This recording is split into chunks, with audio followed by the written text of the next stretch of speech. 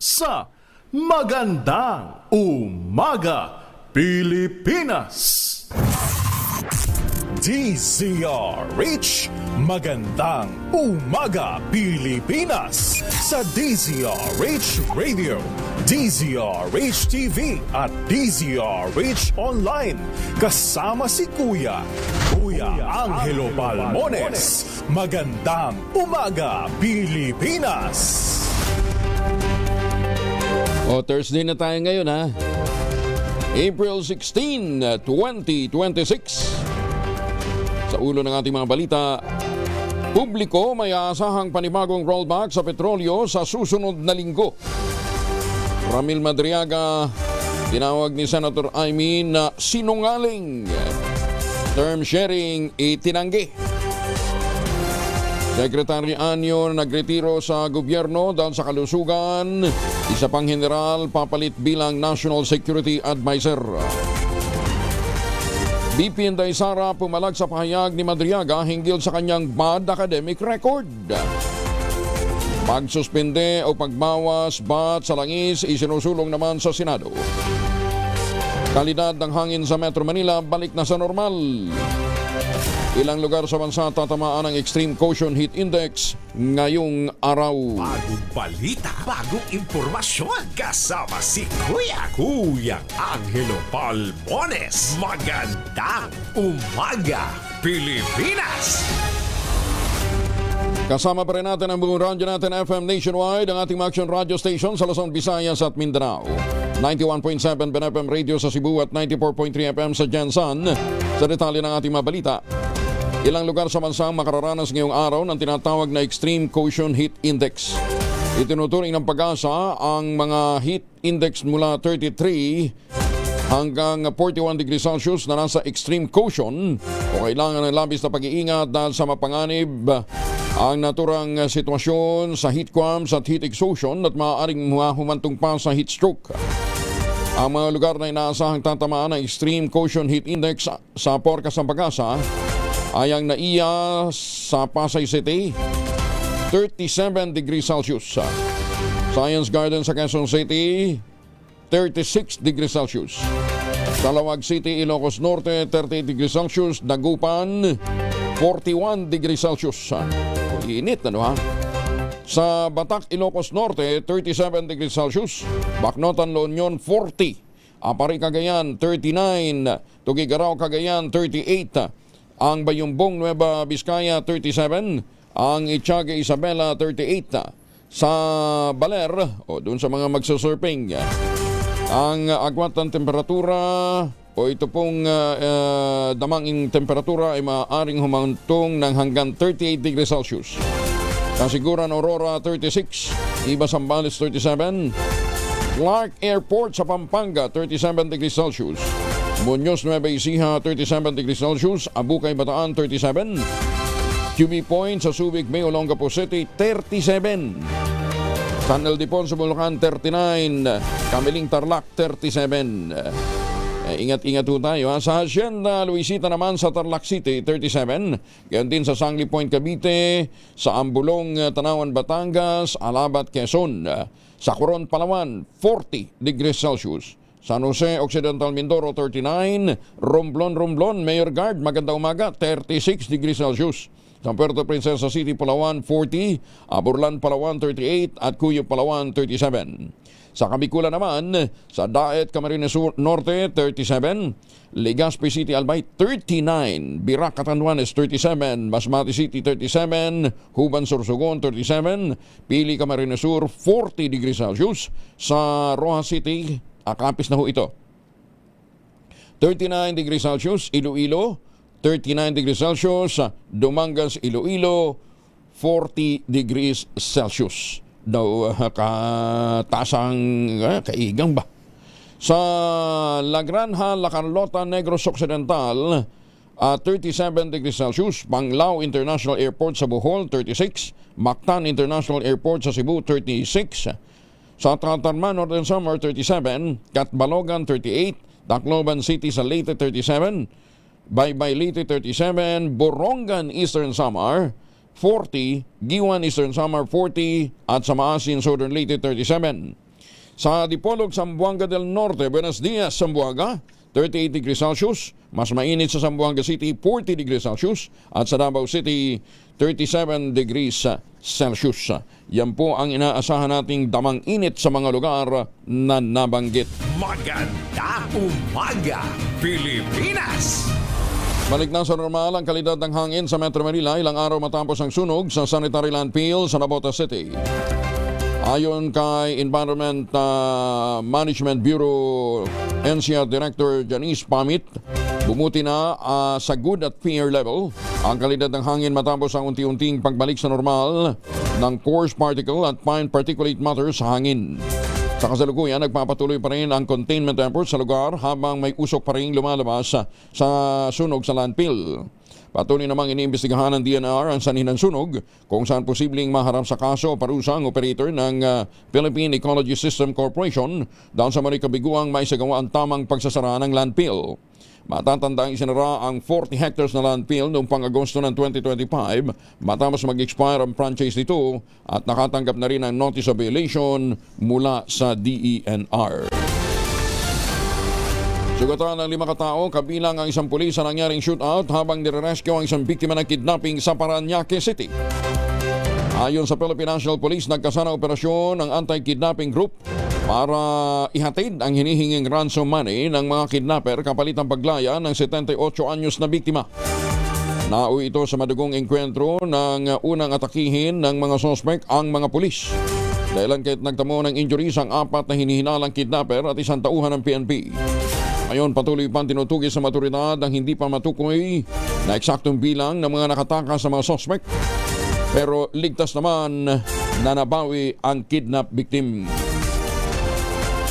Umarangkada na ang libreng sakay ng ilang linya ng tren sa bansa para sa mga solo parent bilang pakikiisa naman sa pagdiriwang ng Solo Parent Week ngayong taon. Nagsimula kahapon ang libreng sakay para sa mga single parent.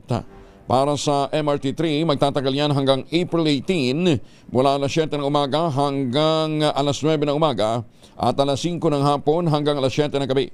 Sa Sabado, April 18 naman, aarangkada ang libreng sakay ng LRT2 sa parehong nabanggit na oras. Ito'y bilang pagkilala sa dedikasyon at sakripisyo ng mga solo parent na nagsisilbing parehong haligi at ilaw ng kanilang pamilya. Abot naman sa 53 million pesos na halaga ng puslit na gamot at iba pang produkto ang naharang ng Bureau of Customs sa Manila International Container Port. Sa ulat ni Customs Commissioner Ariel Nepomuceno, diniklara bilang mga pet cages ang mga kargamento. Pero sa isinagawang physical examination, tumambad ang mga undeclared na pharmaceutical products na walang kaukulang permit mula sa Food and Drug Administration. Bukod sa mga gamot na kuha rin sa loob ng shipment ang mga electronics, cosmetics, may mga automotive parts, hardware at iba pang uri ng accessories. Kasama sa operasyon ang mga kadatawan mula sa Food and Drug Administration at Unilab bilang bahagi ng mas malawak na koordinasyon sa pagitan ng gobyerno at ng pribadong sektor. Layo ng pagtutulungan ito na protektahan ang kalusugan ng publiko laban sa mga hindi resistadong gamot at siguruhin ang seguridad ng mga pantalan sa bansa laban sa mga banta ng smuggling.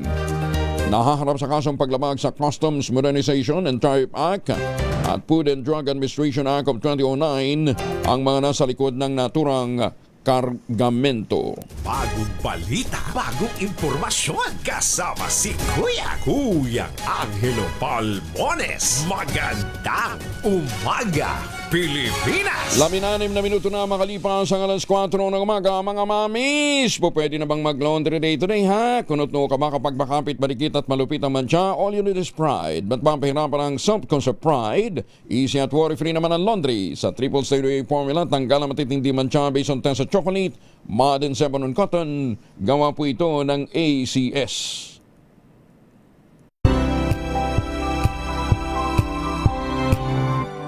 Curious ka ba sa maraming bagay?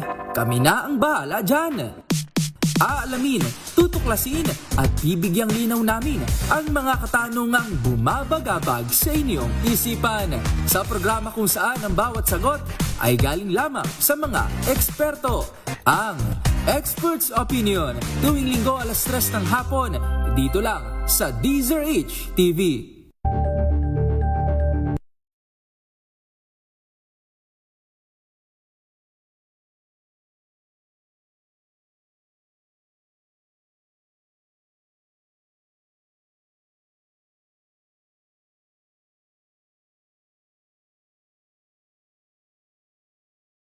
Ang Umaga Pilipinas. Gatanmagan sa mga suki natin dyan po sa Germany, sa mga taga Dusseldorf, ha? At magandang umaga din po sa mga Pilipino dyan po sa Lloydminster, Canada. May ngaaga sa mga taga Hinubaan. Magandang umaga ho sa mga taga Kinapawan City. Hoy, para hindi masayang yung mga kuha ng mga paglalaro ng mga kabataan, padala yung entry yan, ha, sa photography contest ng PAGCOR. So, patuloy po ang pagtanggap ng PAGCOR ng mga entries para sa 2026 PAGCOR Photography Contest. Ang tema nga po ay Kids at Play. Ito ay naglalayong ipakita ang simpleng tagpo na sumasalamin sa pagiging masayahin ng mga bata at mga asal na natututunan sa simpleng paglalaro. Bukas po ang photo contest na ito para sa mga Pinoy photographers, mga amateur man o professional, edad 16 years old pataas. Gustong sumali dito ng mga bata ni Ramil Madriaga. Photo contest eh. Ayon sa PAGCOR Chairman at Chief Executive Officer na si Alan Altenco, hangad ng paligsahan na mapanatili ang tagpo na nagpapakita kung paano nakatutulong ang laro at libangan sa paghubog ng karakter at pangarap ng mga paslit. Sabi nga ni Chairman Tenco, sa paglalaro, nagsisimulang pangarap sa paglalaro na huhubog ang kanilang kinabukasan. May 3 kategorya na pwede nating salihan, ha? Yung conventional, mobile at drone categories. At siyempre, yung conventional, yung mga kuha ng conventional camera. Ang premyo niyan, 8 ang mananalo dyan, ay tig 100,000 pesos plus trophy. Tapos, doon naman sa mobile at drone categories, tig 8 din. Pagkatapos sa mananalo ho dyan, din, tig 50,000 pesos plus trophy. Meron din po mga consolation prizes sa top 24 finalists. Ang mga entries ay dapat matanggap sa www.pagcor.ph/photocon 2026 bago mag-June 30. Ang Umaga Pilipinas. Na-relieve sa pwesto si Philippine National Police Academy Director Major General Andre Dizon kaugnay ng manoy lapses sa pagtugon sa isang hazing incident sa PNPA. Papalitan si Dizon ni Police Regional Office Central Visayas Director Brigadier General Redrico Maranan. Sa ngayon ay wala pang inilalabas na detalye kung saan i-reassign si Dizon at kung sino man ang papalit kay Maranan bilang hepe ng PRO 7. Bukod kay Dizon, kasalukuyan ding under administrative investigation si PNPA Commandant Brigadier General Gonzalo Villamor at 7 iba pang mga opisyal dahil sa kabiguan nilang may report kagad ang amunay panghe-hazing ng ilang upperclassmen sa 22 freshman cadets nitong April 3. Ayun. Ang titigas naman kasi ng ulo, sabi ng tigilan na yung mga hazing na yan. 3 senior officers naman ng Philippine National Police ang may bagong posisyon kasunod nga nangyayaring balasahan sa Hanay. Itinalaga bilang acting director ng Philippine National Police Academy si General Redrico Maranan nga. Papalit naman kay Maranan bilang PRO 7 si Director Police Brigadier General Arnold Evangelista Abad, galing sa MPD. Ang nabakanting pwesto naman ni Abad sa Manila Police District ay mapupunta kay Police Brigadier General Arnold Casingal. At samantala, ang dating PNPA Director na si Major General Andre Dizon ay inilagay na sa Office of the Chief ng PNP. Epektibo ang balasahan simula pa kahapon, April 15. Pinaulan na ng bala ang bagong ayos na barangay hall ng Tamuntaka 4 sa Cotabato City bago mag-umaga noong Martes na nagdulot ng pinsala sa gusali at siyempre matinding takot din sa mga residente sa paligid. Ayon kay Barangay Chairman Tong Gayak, nakahanda ang mga lider ng komunidad at mga residente na tumulong sa investigasyon ng pulisya upang matukoy ang mga responsable sa naturang pamamaril. Mariin naman kinondena ni Cotabato City Mayor Bruce Matabalaw ang naturang insidente at tinatasan ng hepe ng pulisya ng lungsod si Police Director Colonel Jibin Bungkayaw magsampa ng kaukulang kaso laban sa mga suspect. Magugunitang noong nakalipas na linggo, nakaligtas naman sa iwalay na insidente ng pamamaril ang dalawang sibilyan na nangunguha lamang ng kahoy malapit sa Timacu Hills matapos rumisponde mga tauhan ng militar at pulisya. Patuloy pa ang investigasyon ng otoridad sa kung magkakaugnay ba ang mga naturang insidente. Magandang umaga, Pilipinas! Tuluyan ang nagbitiw sa pwesto si National Security Advisor Eduardo Anyo. Sa press briefing sa Malacanang, kinumpirma ni Palace Press Officer Claire Castro ang desisyon ni Anyo na magretiro na sa serbisyo publiko. Kasabay nito, pinasalamatan ni Anyo ang palasyo sa kanyang pinasalamatan ng palasyo si Anyo sa kanyang dedikasyon at tapat na paglilingkod sa bayan. Secretary Anyo has decided to retire from public service after decades of continuous service in government and the military. We thank Secretary Anyo for his dedicated and distinguished service to the Filipino people. As National Security Advisor, he played a key role in strengthening our national security framework, advancing our counterterrorism and internal security efforts, and ensuring close coordination across the security sector during a period of evolving regional and global challenges. Sa hiwalay na pahayag naman ni Anyo, sinabi nitong epektibo ang kanyang resignation ngayong araw, April 16, para bigyan ng pansin ang kanyang kalusugan. Papalitan ni Anyo ang si Anyo ng dating AFP chief din na si Eduardo Oban Jr. na may malawak ding karanasan sa military operations, defense planning at national security. Bagong balita, bagong impormasyon, kasama si Kuyang Angelo Palmones. Magandang umaga, Pilipinas! 24 na makalipas ang alas 4. Tumutok sa DZRH at manalo ng instant 1,000 pesos sa Malakas promo kasama ang Pride Detergent. Malakasan ang makinig at manood sa DZRH! Ang tropa ni Sherwin Alparo kasama ang Pride Detergent ay nandyan po sa Barangay Pio del Pilar sa Makati. Kaya sa mga taga-Barangay Pio del Pilar, Makati, lakasan na inyong radyo-telebisyon. Ready na ba kayong tandaan ang ating Word of the Day para manalo ka ng DZRH Mini Component? Eto na! Hirap naman itong word of the day ni Sherwin. Effervescent. Effervescent. Yan. Sa Tagalog daw pong ay mabula, sa Ilocano nabuyoga, at sa Hiligaynon nagabula. Ayan ha. Effervescent. Parang Pride Detergent lang yan ha.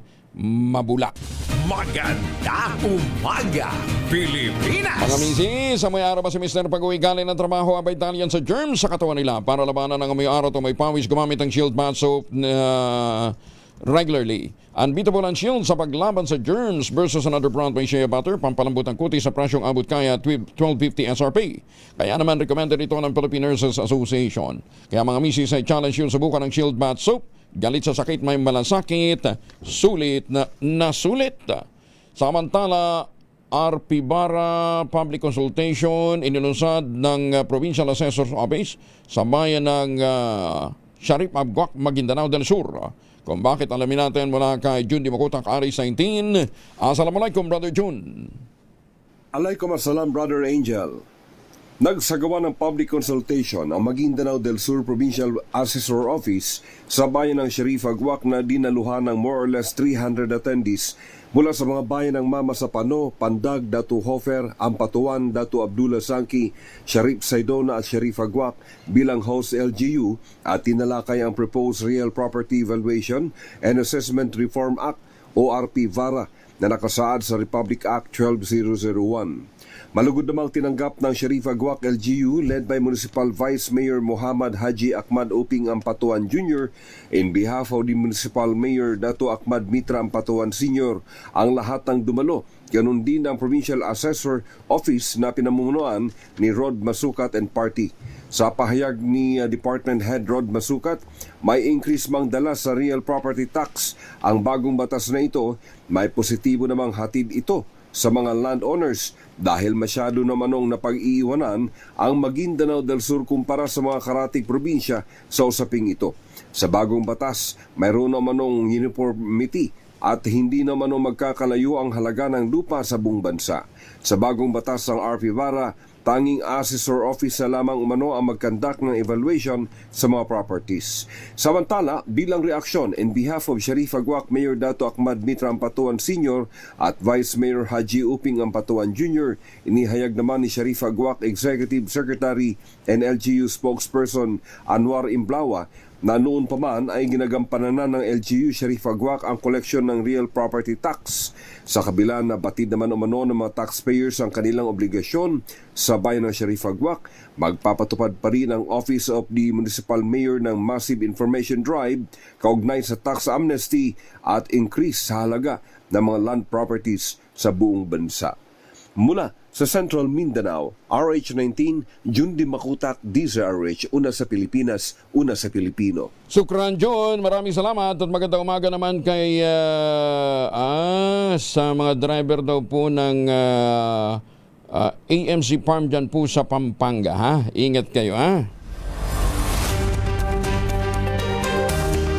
20 Regional Development Council 11 naglatag naman ang mga hakbang laban sa epekto ng global crisis sa Davao Region. Detalye na balita mula kay Jun Suter mula sa Action Radio Davao. May buntag mo, Jun. Mayong buntag usab, Kuyang Angel. Naglatag ng mga konkretong hakbang ang Regional Development Council 11 o RDC 11 o pamabawasan ang posibleng epekto ng patuloy na tensyon sa Middle East sa ekonomiya at kabuhayan ng mga Dabawenyo. Kabilang sa mga rekomendasyon ng Konseho ang papapatupad ng price cap sa langis at mas mahigpit na pagbabantay laban sa hoarding upang mapanatiling matatag ang supply at presyon ng petrolyo. Sa sektor ng transportasyon, iminungkahi rin ang papapatupad ng libreng sakay kahit isang beses kada linggo upang makatulong sa gastusin ng mga pasahero. Hinimok din ng RDC 11 ang Department of Agriculture na tiyakin ang sapat na supply ng bigas sa rehiyon upang maiwasan ang kakulangan sa pagkain. Samantala, sa usapin ng seguridad, pinayuhan ng Armed Forces of the Philippines at Philippine Coast Guard na paigtingin ang pagbabantay sa mga pantalan at baybayin sa Davao upang matiyak ang kaligtasan at kaayusan sa rehiyon. Ito si June Suter para sa DZRH. Una sa Pilipinas, una sa Pilipino. Daghang salamat, June Suter. Bumagsak sa 65 pesos ang kada kilo ng farm gate price ng manok sa mga pangunahing producing area ng bansa. Ayon sa United Broiler Raisers Association o UBRA, epekto ito ng patuloy na tensyon sa Middle East na nagdudulot ng paghina sa demand. Paliwanag ni UBRA Chairman Elias Jose Ensyong, dahil sa sigalo tumaas din ang presyo ng petrolyo kaya't napipilitang maghigpit ng sinturon ng mga Pilipino at unahin na muna iba pang mga gastusin lalong-lalo na sa transportasyon kaysa sa pagkain. Batay sa datos ng Philippine Statistics Authority, tumaas ang produksyon ng manok sa bansa ng 2.28 million metric tons noong 2025. Mas mataas ng 10% kumpara sa 2.08 million metric tons noong 2024. Ang problema, meron pang mga imported. Naku, yun malungkot dyan. O good news muna para sa mga commuter. Mas mapapadali at mas magiging komportable na ang pagpunta sa SM Mega Mall dahil sa pagbubukas ng panibagong EDSA Busway Station na direktang nakakonekta na sa nasabing mall. Layunin ng proyekto na mapadali ang karanasan ng mga mamimili at mga empleyado na gumagamit ng mga pampublikong transportasyon. Sa pamamagitan ng bagong station, hindi na kailangan pang maglala ang mga commuter sa init ng araw o kaya bigla ang pagulan dahil sa weather-protected walkway na diretso na magdadala sa kanila sa loob ng mall. Ayos. At dahil sa maayos na daanan, mas ligtas na ang access point. Inaasahang mababawasan ang hirap sa pagkocommute at mas mapapabalis ang pagdating ng mga mall shoppers. Congratulations! Isang panukalang batas naman ang muling inihain ni Senator Loren Legarda na naglalayong suspindihin o bawasan ng value-added tax sa mga produktong petrolyo upang mabawasan ang epekto ng tumitinding krisis sa petrolyo. Sa Senate Bill 2043 ni Senator Loren, Ito'y isang pansamantalang panukala na nagbibigay ng kapangyarihan na suspindihin o bawasan ang VAT sa petrolyo sa harap ng nagpapatuloy na giyera sa Middle East. Ayon sa Senadora, dati na niyang inihain ito ngunit isinama ito sa pagpasa ng Republic Act 12316 na nakatuon lamang sa excise tax. Kasabay nito, hinimok din ni Ligartang Malacanang na maglabas ng malinaw na paninindigan hinggil sa suspensyon ng VAT sa mga produktong petrolyo matapos ang paghahayag ni Attorney Claire Castro na kinakailangan ng batas mula sa Kongreso upang ito'y masa katuparan. Sa ilalim ng panukala ni Ligarda, otomatikong maibabalik naman ang VAT sa normal na antas kapag bumuti na ang sitwasyon sa presyo ng petrolyo. Layunin din itong magbigay ng mabilis at direktang tulong sa publiko sa gitna ng patuloy na pagsipa ng presyo ng mga bilihin. 32 makalipas ang alas 4. Isinusulong naman ni Caloocan City Representative Edgar Erice ang panukalang batas na nagtatakda ng maximum limit ng price sa diesel.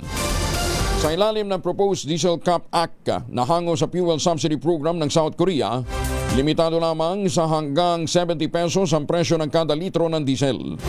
Ngunit ayon kay Rize, para maisatuparan ito, kinakailangan ng pamahalaan ng isang 400 billion subsidy program para i-cover ang gap sa cap retail price at umiiral na international market prices sa susunod na 6 na buwan.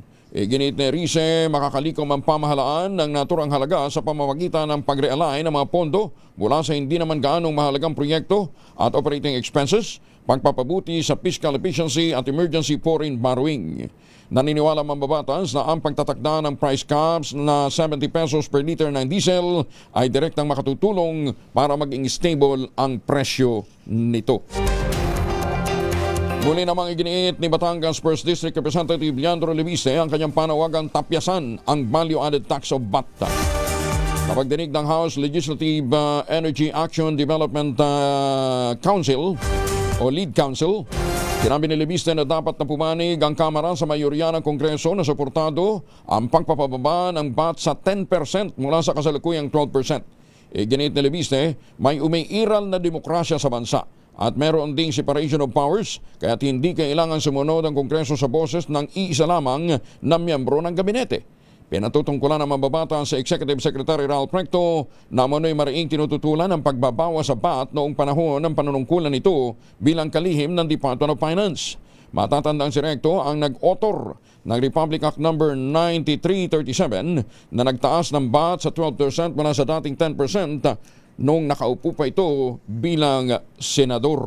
Magandang umaga, Pilipinas! Alam nyo bang pati ho ang gaming sector dama na rin ho ang impact ng giyera sa gitnang silangan. Dama na ng Philippine Amusement o Philippine Gaming Industry ang epekto ng mabilis na pagtaas ng presyo ng krudo sa aktibidad ng mga negosyo dulot ng giyera sa Middle East. Pag-amin ni PAGCOR Chairman at CEO Al Tenco, ramdam sa operasyon ng PAGCOR at mobility sector ang epekto ng krisis maging sa mga progresibong bansa tulad ng Singapore, Macau, Estados Unidos, hindi rin nakaliligtas sa krisis. Ayon kay Chairman Tenco, hindi lamang gaming operators ang apektado ng krisis kundi maging ang local gaming industry stakeholder. Bilang tugon, nagpalabas na ng memorandum ang PAGCOR na nagpapaliban ng 2 buwan sa implementasyon ng bagong Minimum Guaranteed Fee o MGF para sa mga lisensyadong gaming operators. Ang MGF ay ang buwan ng singil sa mga Accredited Gaming System Administrators o mga GSAs na nakatakdang simulan sana ngayong Abril. Magandang umaga, Pilipinas! Ay, mag-showbiz na nga muna tayo dahil ang bibigat na ho ng mga balita. Tambalang Sophia Pablo at Alan Ansay, pansamantala din? Maghihimalay. Detalye ng balita mula kay Gorgie Rula. Gorgie, good morning! Nag-showing na sa mga sinihan kahapon ang horror film na Huwag Kang Titingin ng GMA7 at Mentor Productions at ito bali ang first movie ng tambalang Sophia Pablo at Allen Ansay ng Kapuso Network. Pero ang latest na balitaan namin pagkatapos daw ng pelikulang ito ay paghihiwalayin daw muna sila ng GMA7. May ibang project na raw na kung saan ay kasali si Allen pero wala si Sophia at si Sophia ay meron din na wala si Allen. Pero ang sabi ni Allen meron meron pa raw silang pinaghahandaan ni Sofia at iyon daw ang abangan natin ngayong taon. Si Sofia naman ay ayaw magkomento. Heto ang kanilang pahayag. Kami naman talaga ni Sofia, so ever since pa talaga. Kahit before pa na pumasok siya ng PBB talaga. Actually, sinabi ko pa nga sa kanya na kahit magkalang dito sa loob, kung magustuhan siya kita, naiintindihan ko yun. Ngayon naman kasi, kumbaga yung friendship namin, hindi talaga mawawala na yun. And part naman talaga ng trabaho namin na may mga love team at makawork. Hindi po ko sure if I can talk about it, pero abangan niyo na lang because may plan yung management and abangan na lang. Pinaghahandaan po namin individually. Kami naman Iyan ang pahayag ni Allen Ansay at Sofia Pablo. Todo naman ang suporta ng mga fans nitong Alfea Love Team at talaga namang ginasusan nila para makatulong sa promo ng pelikula nila. Kaya tingnan natin kung lalakas pa ito sa darating na weekend. Pero kung paghihiwalayin sila, ano kaya ang magiging reaction ng kanilang mga fans? Gorgie Rula po nag-uulat mula sa showbiz ng DZRH, una sa Pilipinas, una sa Pilipino. Maraming salamat, Gorgie! Magandang umaga, Pilipinas! At naman po mga lakad natin ngayong araw nito, hindi kalimutan magbaon ng proteksyon laban sa mikrobyo. May dalawang formulation ng family alcohol na pwede nating pagbilian. Ha? Yung family 70% isopropyl alcohol especially prepared for clinics, hospital, pharmacies, laboratories, pero okay na okay din po sa mga households. Very effective yan sa disinfection at sterilization. Ganyan na bagsik ng family 70% isopropyl alcohol. Maghapon man natin gamitin, no problem. Hindi po manunuyo ang ating mga kamay dahil meron po itong moisturizer. Yun namang mabangong family rubbing compound improvement cologne. Ayun po yung mabangong isopropyl alcohol na ginagamit po ng mga masahista, mga barbero, mga doktor, mga nurse, mga kumadrona for sponge, bathing, and other cleansing purposes. Family rubbing alcohol parang DCRH, buk na sa mahabang panahon. Mabibili sa namang butik at convenience stores nationwide. Family rubbing alcohol, hindi lang pampamilya, pang sports pa. 39 makalipas ang alas 4, 25 anyos na nanggahasa ng isang 38 anyos na babae sa Pilar, Bataan. So may lalim na sa inquest proceedings. Detalye ng balita mula kay Danny Kumilang, Aris 37. Danny, good morning. Labis-labis ang galit ng pamilya ng 38 anyos na biktima, kabilang ang kanyang asawa, anak at magulang habang nasaksiyan ang paghaharap ng suspect sa prosecutor office. Patay sa salaysay ng ina ng biktima sa DZRH News, naganap ang insidente pasado alas 5 ng madaling araw kamakalawa. Nang papasok na umano ang kanyang anak sa isang maliit na tindahan ng pagkain kung saan dito ito nagtatrabaho bilang tagaluto. Di umano'y sinundan ito ng suspect at nang makakuha ng pagkakataon ay kiniladkad papasok sa isang walang taong coffee shop sa lugar ang kanyang anak ayon pa sa ulat. Nang sumigaw ang biktima upang humingi ng tulong, paulit-ulit umano itong sinuntok sa bunganga leeg at iba pang bagay ng katawan upang patahimikin hanggang sa maisagawa ng suspect ang kamunduhan. Nang makakita umano ng pagkakataon ang biktima dahil umano sa kalasingan ng suspect, nakatakas ito at tumakbong walang saplot upang humingi ng tulong. Agad ito dinala sa ospital para sa agarang medical na atensyon. Samantala, mabilis namang naaresto ng mga otoridad ang suspect sa kanyang tirahan na malapit sa pinangyarihan ng insidente. Bagamat nagpahayag na matinding galit ang asawa ng biktima at nagnanais na makaganti, napigilan ito ng mga pulis at ipinaalala na may umiiral na batas upang papanagutin ang suspect sa kanyang ginawang krimen. Danny Kubilang, RH37, DZRH, una sa Pilipinas, una sa Pilipino. Maraming salamat, Danny. May paabang kayungan sa maasukin natin dyan po naman sa Pampanga. Magandang umaga, Pilipinas! Balikatan 41 exercises, isasagawa naman sa Tacloban. Detalye na balita mula kay Jimmy Angay-Angay, Aris 32. Maupay ka agad, Jimmy.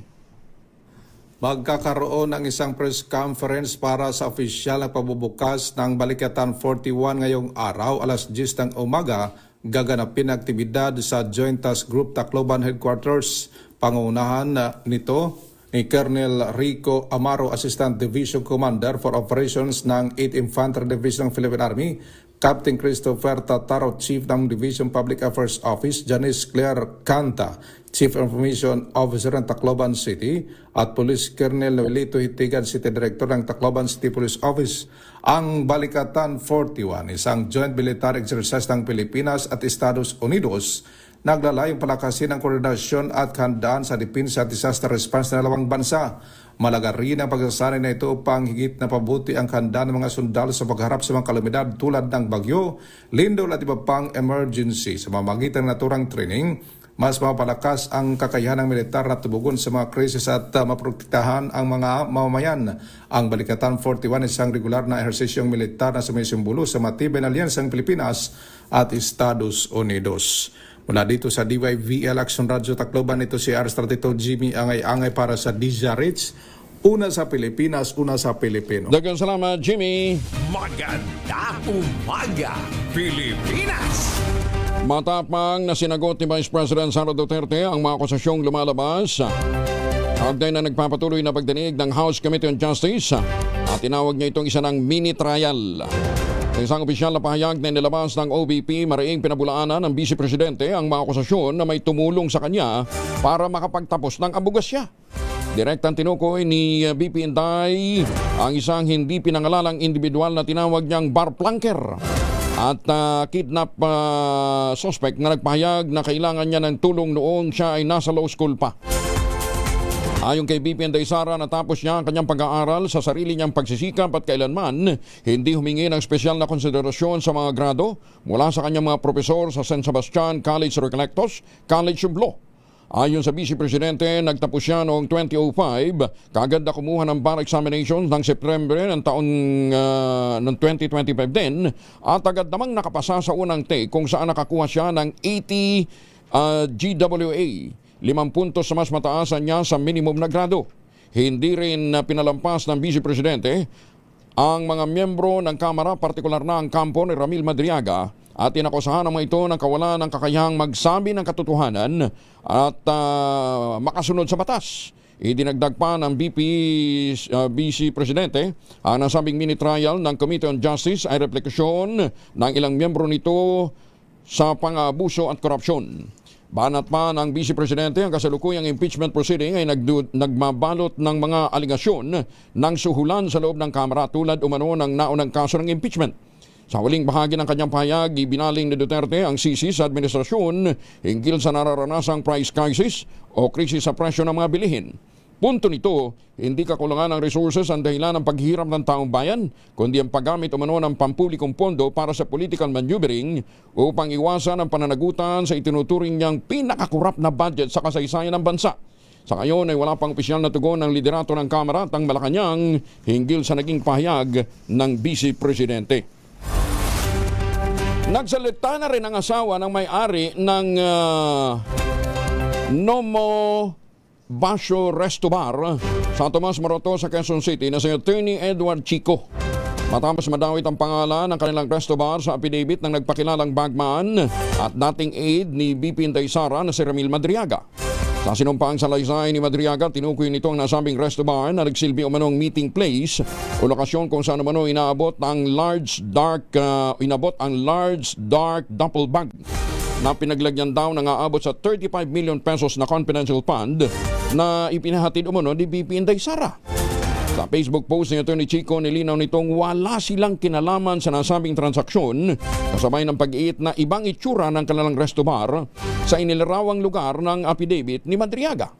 Doon po sa affidavit na original ni Madriaga, sabi niya, di ho ba pinadala daw ni Atty. Monsayak yung duffel bag doon sa taas sa opisina. So nagkapali po siya doon, halatang hindi siya nakapunta sa Nomo. Sa liit ng Nomo, wala ho kaming opisina, hindi kami medium-sized bar na kagaya ng iniisip niya. Ang itsura po ng Nomo sa taas ganito, tingnan niyo po. Pag akyat niyo po dito sa video sa kanan, yan na po yung pinakakainan namin. Sa kabilang side naman po, makikita niyo po may maliit kami na CR kasi nga maliit lang kami. At sa katabi niyan, may napakaliit din kami na stock room. Diyan namin nilalagay yung mga delata, yung mga soft drink at beer. At yun namang mga kahan na malalaki, doon na lang sa labas. So sana po maging malinaw yan. Wala kaming office. Paglilinaw pa ni Atty. Chico, hindi nagsisilbing tambayan ng mga tao ni BP Sara ang kanilang resto bar bagamat may ilang mga kilalang personalidad na nakapunta doon. Pabirong hinikayat din ang abogadong publiko na bumisita sa kanilang negosyo para tikman ang kanilang masasarap na putahe at makausap din ang kanilang mga empleyado at mga loyal customer. So sa bandang huli po, kailangan ko talagang magsalita eh. Wala akong pakialam sa impeachment eh. Wala akong pakialam sa ibang mga allegations. Issue ko lang talaga itong issue namin kasi napagbibintangan yung asawa ko eh. Ngayon sa maniwala at kayo sa hindi, wala naman akong pakialam, di ba? So ang request ko lang, puntahan nyo na lang kami sa Nomo kasi masarap yung pagkain namin. Hindi ba? So pati po yung mga members ng Justice Committee, pakitain nyo naman kami. Pwede kayo mag-ocular inspection dito. Interviewin nyo lahat ng mga waiters namin at lahat kami willing mag-cooperate. Pati mga royal customers namin can actually talk. Yun lang po. Maraming salamat po. Pinabulaan na naman ni Senator Amy Marcos sa malagasyon ni Ramil Madriaga na may kasunduan naman ang kampo ng Duterte at Marcos na term sharing sa pagkapangulo noong 2022 national elections.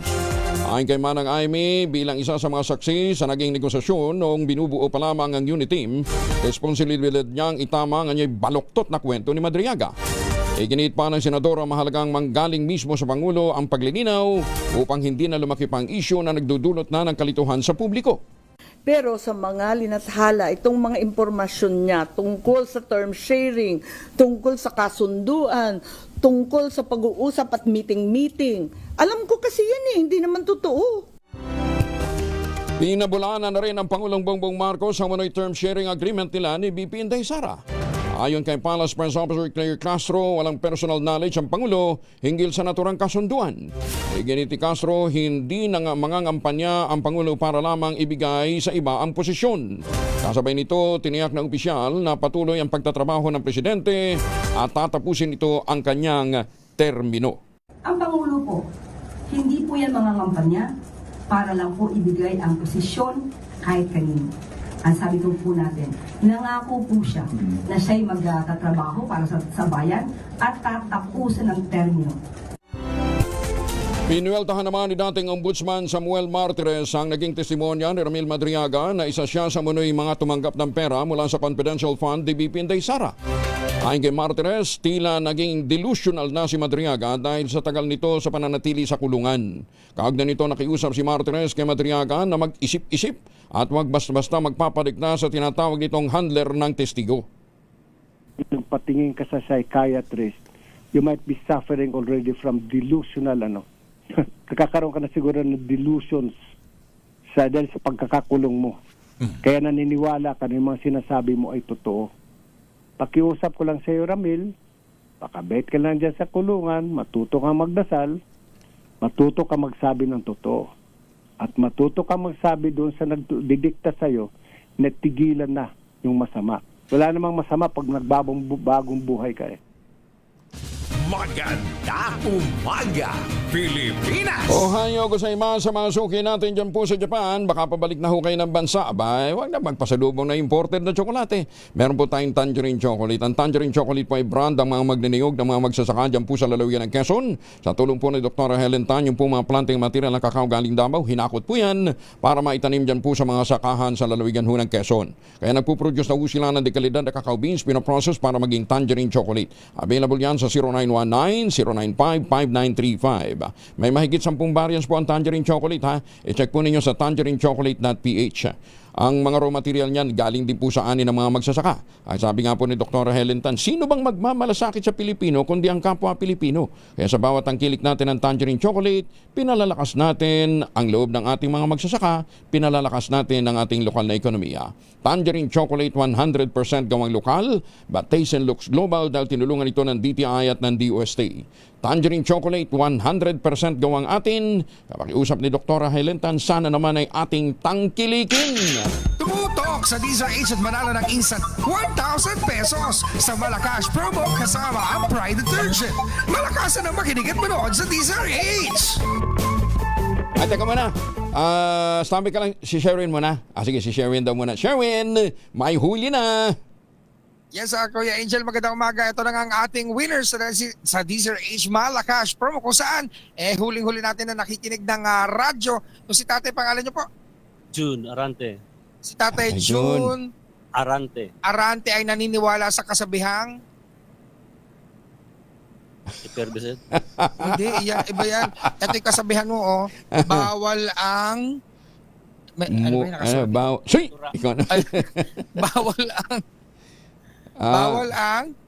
Bawal ang dura, pangit tingnan. Jun, Palitan mo yan, John. John, palitan mo yan, John. Palitan mo yun. Lagyan mo na, ang mga dumudura, pangit. Wala nang dudura dyan. Yes, sir. Kasi naglalagay ka ng mga ganyang kasabihan sa may bahagi ng tindahan mo. Oo. Tama lang naman kasi may ibang mga bastos, may mga freedom of speech eh. Sakit ang kinahihinatnan kapag may ganyan na mga ugali na kung saan-saan na dumudura. Oo. Sige, mamigyan na tayo ng premyo, Sherwin. Wala siya masabi talaga. Pero dahil nahuli ka namin nakikinig sa Diesel H, sino pa po rito mong announcer sa Diesel H tuwing umaga? Sir Angel Palmones. Kuya Angelo Palmones, ito meron kang 1,000 pieces. Ayan. Salamat po, Sir Angel. Parang ang lungkot ni Sir John. Sir John, smile. Kulang yung 1,000. Ayan, meron na. Smile na. Okay. At Kuya Jun, kailangan masagot mo ang ating word of the day para makuha mo ang ating medium component. Effervescent. Effervescent, mabula. Dahil dyan, nakuha mo ang ating medium component natin sa atin ng Astron, ang official radio set partner ng Diesel H. Alagang Astron, alagang maasahan. At syempre meron pang grocery mula naman yan sa ACS at sa Diesel H. At ang ito na effervescent. Pinakamalaki, pinakabago, pinakamabula ang Pride with Fabric Conditioner, Korean Strawberry Bloom Detergent Powder with Say No Way Formula, 2 kilo yan. Kaya kahit gano'ng karaming labahan, ubos yan. And speaking of labahan, hindi mo nalalabhan, isusuot mo na kagad ang pinakabago disenyo ng Diesel H t-shirt na minamodelo ng kapitbahay yung may pinakamalalim na dimple. Thank you. Oo, wala pa rin imik. Oo. Ayan, nahimik sa bahay, Sir John. Sir John, thank you. Salamat po. Ayan. Maraming salamat, Sir Angel. Ayan. Okay, walang ano. Anong probinsya mo, Sir John? Negros Oriental, sir. Sa dapi sa Negros Oriental? Sa Balyahermoso, malapit sa Canlaon. Kuan day ka, manggaranon day ka. Dili, sir. Manggaranon sa utang ba? Manggaranon sa amigo. Pila bata mo ha? Sara, sir. Isa lang. Parang hindi ka kontento ba na isa lang? Parang gusto niya yata ani. Dagdagan. Tama na, sir. Ayaw na, mahirap ang buhay. Sige, halong John. Thank you. Salamat, Sir Angel. Okay, maraming salamat. Maraming salamat. At syempre sa mga nais manalo ng 1,000 pesos lagi tumutok sa Diesel H. Baka na sa sunod dating winner sa Diesel H Mahal Cash promo kasama ang Pride Detergent. Aris number 6, Sherwin Bat Alfaro Diesel H. Una sa Pilipinas, una sa Pilipino. Tutok lang, tutok na sa Diesel H Radio, Diesel H Facebook, Diesel H YouTube, at Diesel H TV. Baka ikaw na ang susunod na winner sa Diesel H Malacash promo. Ay, Sherwin, tinatanong ni Jody, yan daw bang mga kasama mo ay mga staff ng DCRH? Hindi po. Mga kamag-anak po ni Sherwin. Maganda umaga, Pilipinas! Alam bang bayan ng talent fee? Hinugot niya yung mga kamag-anak niya. At teka muna, 82 na family sa apektado ng sunog sa Tondo, Maynila at meron pang 2 sugatan. Detalye na balita mula kay Boy Gonzales sa RH29. Boy, good morning.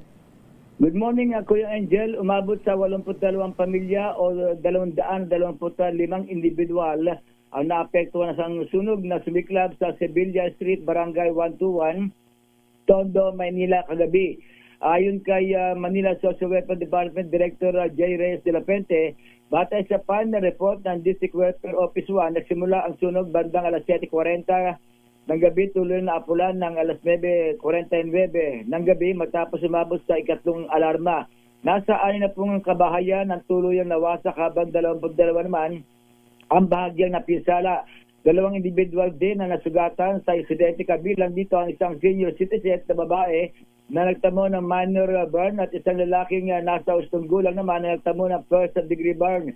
Patuloy namang inaalam ng mga tauhan ng Bureau of Fire Protection ang sanhi na sunog na tiling undetermined. Agad naman nagsagawa ng validation at assessment ang Manila Social Welfare Department Response and Management Unit kasama ang District Welfare 1 Office 1 upang maiatid ang kinakailangang ayuda sa mga apektadong residente.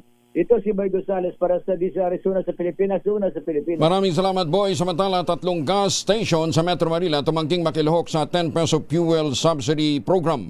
Detalye na balita mula kay Giselle Ricaport, RH15. Giselle, good morning. Good morning, Kuyang Angel. Tumanggi ang 3 gas station sa Metro Manila na makilahok sa 10 litrong fuel subsidy ng administrasyon. Ayon kay Director Rino Abad ng DOE Oil Industry Management Bureau, sisilipin ng kagawaran kung anong dahilan ng hindi na pinangalanan ng mga gas station. Bukod sa 3, isa rin ang nag-excuse muna dahil ginagawa umano yung kanilang gasolinahan ngayon.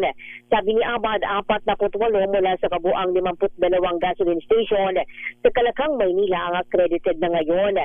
6 na rutaan niya ang aprobado ng LTFRB na mapasama sa phase 1 ng programa sa rehiyon. Pakinggan natin. Onboarded lahat ni Land Bank would be 48 gasoline stations in total. 3 ho yung nag-decline at yung isa nag-excuse din muna dahil under repair yung kanyang gasoline station at baka mahirapan siya mag-accommodate. But we will look into the 3 who declined para makita ho natin ang reasons why they did not participate nitong program.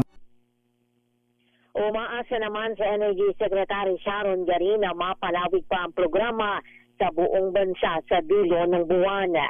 Ito si Giselle Ricoport para sa DZRH, una sa Pilipinas, una sa Pilipinas. Maraming salamat, Giselle. Maganda umaga, Pilipinas! 58 makalipas ang alas 4, oras na para tayo po ay mag-ultabayo. Sabi nga ho na madalubhasa, mas maganda 1 oras bago matulog, 2 kapsula, mas may enjoy natin ang mga benepisyo ng ultabayo. Ang ultabayo po ay postbiotic with Lactococcus lactis strain plasma.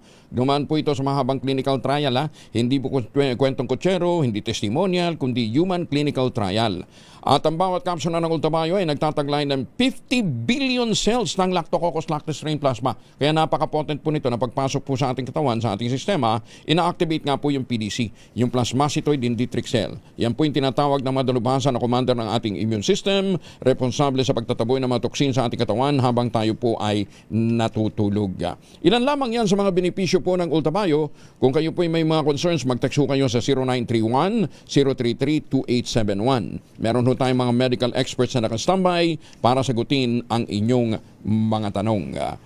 Ang ultamayo ay rehistrado sa Food and Drug Administration, halal certified. At ang magandang balita, kapag bumili ka ng 1 box ng ultamayo, yung 30 capsules, sa alim ng Mercury Drug Store sa buong bansa, makakakuha ka ng free 100 pesos Mercury Drug Gift Certificate. From runs until July 31, 2026 only. Per DOH, FDA, CFRR Permit Number 0981, Series of 2025. Mahalagang paalalang ultamayo ay hindi gamot at hindi dapat gamiting panggamot sa anumang uri ng sakit. Maganda umaga, Pilipinas! Si Lian Loreto mula sa Pag-asa, makakausap muna natin. Ma'am Lian, magandang umaga. Yes po, magandang umaga po Sir Angel at sa lahat ng ating matigas subaybay. Sa ngayon ay inaasahan natin yung patuloy na epekto nitong ridge o extension ng high pressure area na magdadala po ng mas mababang mga chance ng mga pagulan at magiging mainit din ang ating panahon sa malaking bahagi ng ating bansa. Although other parts of the country po, dito po sa may Visayas and Mindanao, mataas naman po yung chance ng mga isolated rain showers or thunderstorms. At aside po dito, wala naman po tayong nakataas na gale warning sa mga baybaying dagat ng ating bansa. Although may binabantayan nga po tayo na bagyo na nasa labas ng ating PAR, itong si Typhoon Sinlaku, na hindi na natin inaasahan na papasok ng ating PAR at hindi din direkta makakaapekto sa ating bansa. At aside po dyan, dito naman po sa heat index natin, sa Metro Manila, possible hanggang 37 degrees Celsius at pinakamataas naman po sa Maydagupan City, Pangasinan at Cotabato City, Maguindanao hanggang 41 degrees Celsius. At yan naman po ang latest mula dito sa Pag-asa. Ito po si Lian Loreto. Magandang umaga. Maraming salamat, Lian Loreto mula po sa Pag-asa. Yun linaw, very clear ang ating skies kaya mainit ang panahon. Maganda umaga, Pilipinas! Nagpapatuloy pa rin ang giyera at krisis sa Middle East at kasabay nito ang kaliwat kanan daing mula naman sa iba't ibang sektor sa bansa. Pero hindi na ito bago sa ating Pangulo at gaano man karami ang mga apektado, nakikita naman natin kung gaano din kaaktibo ngayon ang Pangulo. Habang ang ilang sangay ng gobyerno takot sa init ng araw, nagkukubli sa loob ng opisina, tuloy-tuloy naman ang aktibidad ng Pangulo para makisalamuha, makibahagi at direktang mag-abot ng tulong sa mga mamamayan. Sabi nga po ang Pangulong BBM is a president who is not afraid to roll up his sleeves to get the job done. Sa mga aktibidad ng Pangulo, makikita na siya mismo tinitingnan ang ayos ng mga proyekto, sino-sino ang nakikinabang, na-deliver ba ang impact ng programa at mapapagaan ba nito ang buhay ng sambayanang Pilipino. Sa mga nakalipas na linggo, ang daming pagkakataong lumabas mismo ang Pangulo. Inakyat po ang Mount Kamuning at ang bagong Kamuning Footbridge. Bumisita din sa mga rural health center, lalong-lalo na dyan sa Isabela para alamin ang mga programang pangkalusugan. Nagpunta rin siya ng Camarines Sur sa Isabela, sa Nueva Ecija, na mahagi ng tulong para sa post-harvest facility sa mga buhay na mga magsasaka. Umikot din at nakapagdialogo sa mga negosyante at mga leaders ng mga business community. Hindi daw kasi style ng Pangulong BBM ang magpatawag ng maraming meeting. Ang gusto niya, nakikita, naririnig at nararanasan mismo kung anong nire-report ng kanyang gabinete. Sabi nga, hindi puro ngawa. Dapat merong gawa. Hands on the deck. Hands on deck. Ayan, ha? Kaya ang hamon ng presidente, doon sa mga nagsasabing may sakit siya, samahan siya sa pag-gym. Maganda umaga, Pilipinas! Challenge accepted. Asa na? Ay? Come on! Tinapay para almusal, malunggay. Ayan. Malunggay. Pandesal. Ha? Masarap ba ito? Sarap ba? Sige, Malu! Ang aking dance instructor. Mainit at sobrang healthy pa. Isa sikaw. Lamig kayo, busog kayo. Misisigi lang o panago. Lamig kaayo. Partido yan, ha? Nakaupo pa, ha? Urot niya isa kasato. Si Pitus mo. Ang hirap pala na ginagawa ng presidente. Everyday mga piog magmaylo. Init nga pandesal kayo. Malunggay pandesal okay kayo. Wala ni pili ko binato. Butagog hapon okay kayo. Nakatayo. Malunggay pandesal. Hindi pwede, alam mo namang may rayuma ako. Pambihira naman kayo. Maganda umaga, Pilipinas! Oras sa buong kapuluan, 3 minuto na makalipas ang alas 5 ng umaga.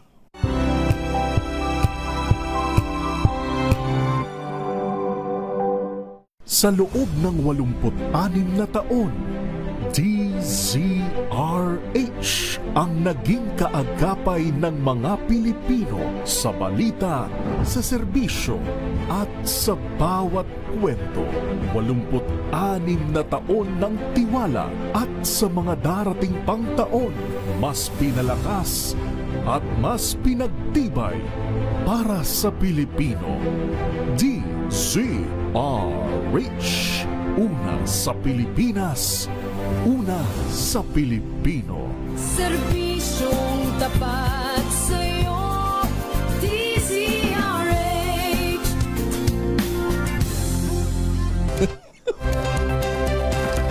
Ngayon nga po ay Thursday, April 16, 2026. Balik tayo sa mga balita. Top 4 most wanted person, regional level. At top 1 sa municipal level sa Rosales, Pangasinan. Arestado naman sa South Cotabato. Detalye na balita mula kay Freddy Pajardo, RH38. Masantos siya kabasan, i-check sa ating masuki dyan sa Pangasinan, Freddy. Masantos siya kabusan Kuyang Angel. 5 taon ding singkad na nagtago sa batas ang suspect na isang construction workers na residente ng Rosales, Pangasinan na naharap sa kasong rape patay sa ulat ni Rosales Chief of Police Major Noel Cabakungan. Kasama ng kanyang mga tauhan ang tantangan pulis sa South Cotabato nang arestuin ang suspect sa kanyang pinagtataguan. Ang pagka-aresto rito ay sabi siya ng warrant of arrest na pinalabas ng Rosales RTC Branch 53 sa kasong rape with minor na may petsang March 17, 2021 with no bail ban recommended. Siya ngayon nasa kustodiya ng Rosales Police Station ang suspect at pag naglabas ng commitment order ang hukuman, ililipat na ito sa BGNP Balungaw. Mula sa Action Radio Pangasinan, ito si Freddy Pajardo, Aristarte Taguulat para sa DZRH, una sa Pilipinas, una sa Pilipinas. Maraming salamat, Freddy. Samantala, posibleng muling makipagnegosyasyon ng Amerika sa Iran ngayong linggo. Sana naman matuloy. Ito'y matapos na hindi magkasundo ang Iran at ang US sa halos 21 oras na negosasyon sa Islamabad, Pakistan. Naglalayon sana ang resolbahin ng sigalot sa Middle East. Sa panayam ng New York Post, sinabi ng US President na nais nilang ituloy ang pakikipag-usap dahil sa posibleng mga development. Kinumpirma rin ng opisyal mula sa Gulf, Pakistan at Iran ang posibilidad ng pagbabalik ng negotiating team sa Pakistan ngayong linggo. Samantala, nagpahayag din ang kahandaan ng Israel at Lebanon para naman sa direktang negosasyon. Pangulong BBM isinulong naman ang joint oil stockpiling sa ASEC Plus Summit. Detalye na balita mula kay Let Narciso, RH14. Let, good morning. Pangulong Ferdinand Marcos Jr. ang mga bansang kasapi ng ASEAN at iba pang karatig bansa na pag-aralan ang joint stockpiling ng langis sa gitna ng mga hamon sa enerhiya dulot ng Middle East crisis. Sinabi ito ng Pangulo sa Asia Zero Emission Community Plus Online Summit sa paanyaya ni Japanese Prime Minister Takaichi Sanai. Sa kanyang intervention sa pulong, inirekomenda ni Pangulong Marcos na gamitin sa pag-aaral ng joint oil stockpiling ang research ng Economic Research Institute for ASEAN and East Asia para maipagpatuloy sa negosasyon hanggang sa implementasyon. Nanawagan rin ang Pangulo para sa agarang activation at pagpapatupad ng ASEAN Framework Agreement on Petroleum Security, Coordinated Emergency Response Mechanism. Ayon kay Pangulong Marcos, masusubukan ngayon ang umiiral na mga mekanismo at handaan niya ang Pilipinas na maging host o co-chair ng unang full APSA emergency simulation exercise. Binanggit nito na sa ilalim ng APSA ay itinatag ang mga pamamaraan para sa coordinated emergency responses, emergency supply sharing at joint oil stockpiling. Ito si Let Narciso para sa DZRH. Una sa Pilipinas, una sa Pilipino. Thank you, Let. Samantala, kasado na sa susunod na buwan ang pagdating ng 22,000 metric tons ng LPG. Ayon kay Energy Undersecretary Sandy Sales, kinontrata ito ng Department of Energy sa pamamagitan ng Philippine National Oil Company. Iginit ni Sales, inaasahan darating mga ito sa ikalawa o ikatlong linggo ng Mayo para sa karagdagang stocks. Pagtitiyak pa ng mga opisyal, hindi sila tumitigil sa paghahanap ng alternatibong sources para mapataas pa ang inventaryo. So they've just signed for 22,000 metric tons of LPG. So ang delivery window nitong cargo is sometimes second to third week of May. So magkakaroon na rin tayo ng konting buffer stock sa LPG, but they are also continuing to look for other sources. Magandang umaga sa mga taga-Hirona, Tarlac. Posibleng magkaroon muli ng panibagong rollback sa presyo ng produktong petrolyo sa susunod na linggo.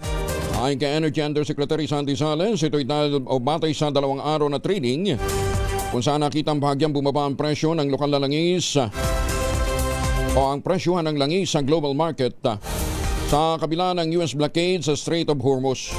Sabi ni Sales, kung magpapatuloy ang ganitong market reaction, maaari maging stable ang presyohan at magkaroon ng susunod pang tampias presyo. Gayunman, nilinaw ni Yusek Sales na may 3 araw pang trading sa world market na magdidikta ng price adjustment at maaari pang magbago ang pagtaya. Apparently, yung market is not pricing that in. Medyo bumaba pa yung map. So if this market reaction continues, potentially magkaroon tayo ng more stable price or baka magkaroon pa ng rollback. But of course, this is only 2 days pa lang for this week, no? So minomonitor natin. Nananatiling naka-alerto ang Philippine National Police sa ikalawang araw ng nationwide transport strike ngayong araw. Ito naman ang tiniyak ng PNP Chief na si Jose Melencio Nartates Jr.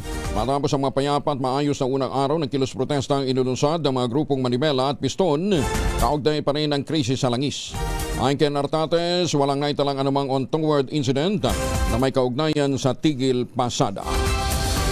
Hearing naman ng Senate Blue Ribbon Committee suspendido ayon kay Senator Ping Lacson. Detalye ng balita mula kay Raymond Datpan sa RH28. Raymond, good morning. Suspendido ang mga pagdinig ng Senate Blue Ribbon Committee hanggat hindi nare-report sa plenary ang nilalaman ng Partial Committee Report sa investigasyon sa flood control anomaly.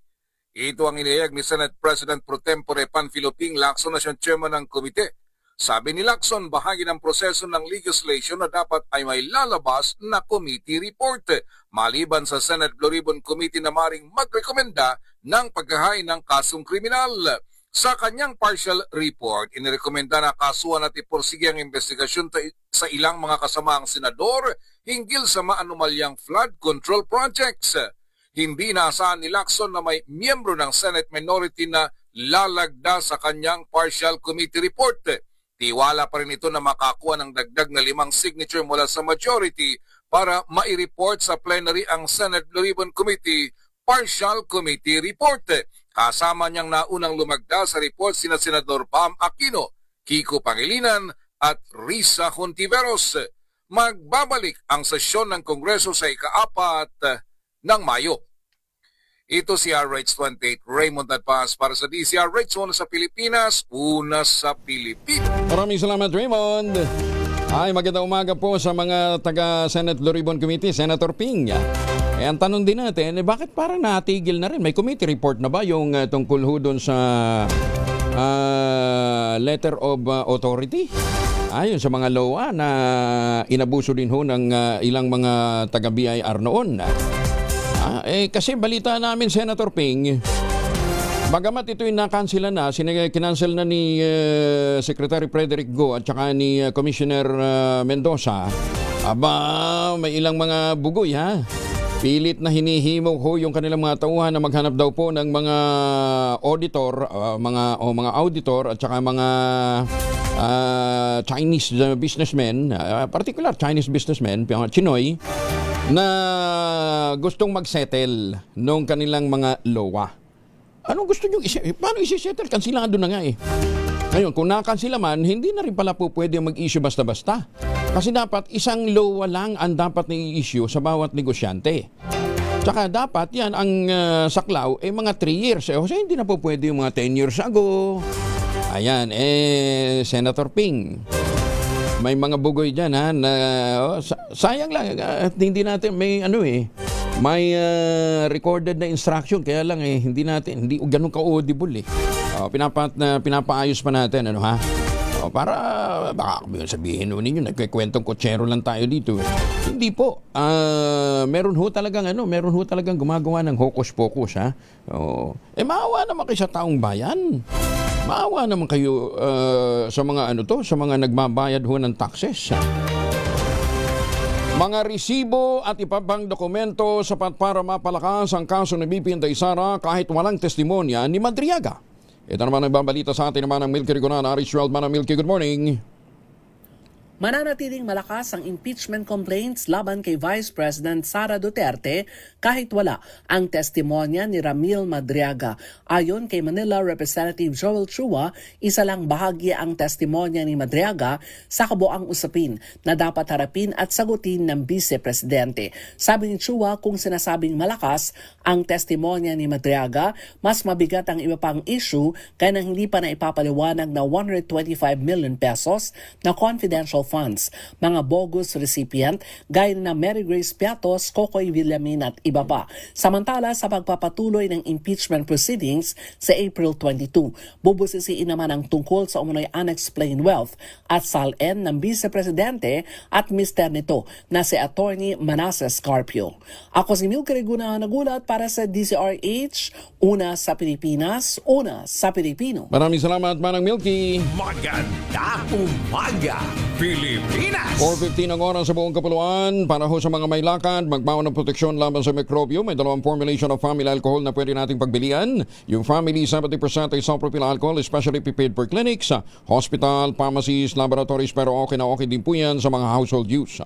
Very effective sa disinfection at sterilization. Ganyan ang bagsik ng family 70% isopropyl alcohol. Maghapon man natin gamitin, no problem. Hindi po manunuyo ang ating mga kamay dahil meron po itong moisturizer. Yun namang mabangong family sinabing compound improved alcoholone. Ayon po yung mabangong isopropyl alcohol na ginagamit po ng mga masahista, mga barbero, mga doktor, mga nurse, mga kabadrona for sponge bathing and other cleansing purposes. Family rubbing alcohol parang DCRH, buk na sa mahabang panahon, mabibili sa namang butik at convenience stores nationwide. Family rubbing alcohol hindi lang pampamilya, pang sports pa. Magandang umaga sa ating mga kumadronang nagtitipon-tipon ngayon dito po sa may bandang Pasay. Sa convention nila kahapon, nag-umpisa na yung mga miyembro ng Philippine League of Private and Government Midwives. Ayan, ha? Alam nga na, Ma'am Cecil, i-text mo nga sa amin kung gaano karami ang mga delegates na dumating. Fire volunteer manoy hinarang habang rumiresponde sa sunog, nagpakilalang pulis. Siya ngayon ang iniimbisigahan. Detalye na balita mula kay Boy Gonzales, RH29. Boy, good morning. Good morning, Kuya Angel. Iniimbestigahan na ng aksidente kung saan umaliya inarang ang isang fire volunteer habang nagre-responde sa naganap na sunog sa Tondo, Maynila kagabi. Ayon sa ulat, isang volunteer ng Manila Department of Social Welfare Disaster Response Unit na tumutulong sa mga emergency operations sa lungsod. Sa video na hawak na ni MDSW Director J. Reyes de la Fuente, makikita umano ang komosyon na sa makitid na kalsada habang dumaraan ng mga responder. Sinasabing hindi agad pinadaan ang volunteer team sa gitna ng emergency response. May allegation din na isang lalaki ang nagpakilalang pulis at umano'y magbubunot pa ng baril habang nakikipagtalo sa mga responder. Binigyan din ni De La Fuente na mahalagang magbigay daan sa lahat ng emergency vehicles at responder, lalo na sa oras ng sunog upang maiwasan ang paglala ng insidente. Hiniling ni De La Fuente na magsagawa ng mas malalim na investigasyon ng Manila Police District upang matukoy ang pananagutan ng mga sangkot sa insidente. Ito si Boy Gonzales para sa Lisa Arizona sa Pilipinas, una sa Pilipino. Maraming salamat, Boy. Team mula sa Provincial Government ng Bataan naglunsad ng benchmarking sa Northern Samar para pag-aralan daw po ang pagpapatupad ng programang pangkalusugan ng lalawigan. Detalye na balita mula kay Jane Galit Bantayan, Aris 34. Jane, may buntag. Nandito ngayon sa probinsya ng Northern Samar ang team mula sa Provincial Government ng Bataan upang pag-aralan ang health consignment mechanism na pinapatupad ng Provincial Government ng Northern Samar na nagpapabilis at nagpapababa ng gasto sa serbisyong pangkalusugan na kasalukuyang ipinapatupad ng Northern Samar Provincial Hospital. Ito ay ang kanilang benchmarking activity sa polisiya at governance innovations ng Provincial Government sa health facilities. Ang probinsya ng Bataan ay pangalawa sa naglunsad ng kanilang benchmarking sa programang pangkalusugan dito sa lalawigan ng Northern Samar. Ayon sa ulat ng Provincial Government ng Northern Samar, nauna dito ang Sarangani Province noong nakaraang taong 2025. Ang team mula sa Bataan ay binubuo ng Provincial Health Officer ng Bataan, Provincial Treasurer, Provincial Budget Officer, Provincial Accountant, Internal Auditor, PGSO at PGO, Back Chair at iba pang personnel. Malugod na tinanggap ang team ni Northern Samar Governor Harry Sungchuan at ng Provincial Health Officer. Mula sa Aksyon Radyo Katarman, RH34 Jane Galit Bantayan ng DCRH, una sa Pilipinas, una sa Pilipino. Maraming salamat, Jane. May buntag sa mga taga Cebu o mga taga Davao. Magandang umaga kay Mayor Sene Mendoza dyan po sa Talisay, Batangas. Ay, Justice Max De Leon, good morning. Yan din kay Justice Energito, kay Justice Raul Villanueva, Ma'am Sally. Kay Chief Justice Alex Gesmundo. Ano pa mga justices ng ASI? Justice Rosario, maaga din gumigising. Alam ba ninyo si Sharon Cuneta at saka si Barbie Portesa magsasama sa pelikula? Yan ang may babalita sa atin ni Morley Alinio. Morley, good morning. Gising na ang showbiz, rampa na Pilipinas. Good morning, Kuya Angel. Dati ay blind item. Sumunod, napapag-usapan na. Pangatlo, pinangalanan na. Ang issue ay ang paggawa nitong si Sharon Cuneta na bagong proyekto na ang mga kasama ay isa sa mga bida at kilala sa GMA. Eto na nga, lumabas ang iba't ibang pangalan. Nariyan si Bianca Umali, nariyan kung sino-sino, but the end of the day, ang makakasama pala ni Sharon ay si Barbie Fortesa. Well, tuloy na nga ang proyektong pagsasamahan ni Sharon Cuneta at Barbie Fortesa na may titulong Honor Day Mother. Well, marami ang excited dahil sa kauna-una ang pagkakataon ay magkakasama ang mega star at ang ipinagmamalaking star ng GMA. Kaya isa tayo sa mga tututok kung ano ang susunod na mangyayari sa proyektong ito. Yan ang ating DZRH Showbiz Status News. Ako po ang inyong RH47, Morley Alinio para sa DZRH. Una sa Pilipinas, una sa Pilipino. Babu! Maraming salamat, Morley! Magandang umaga, Pilipinas! 21, makalipas ang alas 5 na umaga.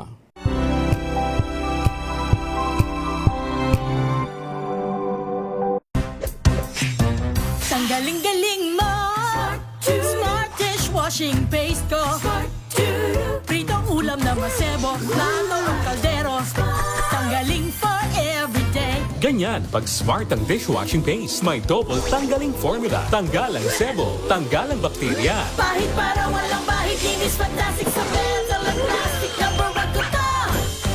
Tanggaling-galing mo, Smart dishwashing paste. ACS. Sa lahat ng bagay, simula pa lang, siguraduhing max protection na. Kasi pag kulang ang proteksyon, baka madaling masira. Sa ngipin, dapat may max protection din. Max sa alaga ng unique toothpaste. With Max Protect formula, help stop cavities before they start, while keeping breath fresh. Try unique maximum fluoride protection. Para max alaga, max protektado. ACS. Wow, ang saya. Isang barangay na labada, puro mancha pa. Goodbye, pahinga. Mommy, isang laba lang yan sa Pride Bar Blue. May powerful stain-away enzymes na malupit sa dunit mancha. At di masakit sa kamay. Isang laba lang yan. Hello, pahinga. Hello, Pride Bar Blue. ACS.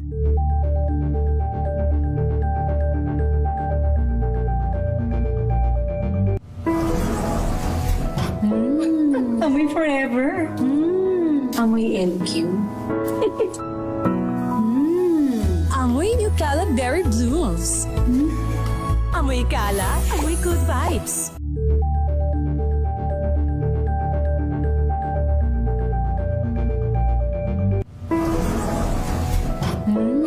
Amoy forever. Amoy LQ. Amoy New Cala Berry Blues. Amoy Cala, amoy good vibes. Tinesting, sinuri, siniyasan. Ang resulta? Super effective ang Shield sa pagpatay ng bakterya at virus. Shield Antibacterial Soap. Believe ang mga eksperto sa Philippine Nurses Association. At si Mami. Tiwala ako sa Shield. Shield Antibacterial Soap. Napatunayang mabisa. Ang mga nurse, tiwala. ACS. Amoy forever. Amoy LQ. Amoy New Cala Berry Blues. Amoy Cala, amoy good vibes.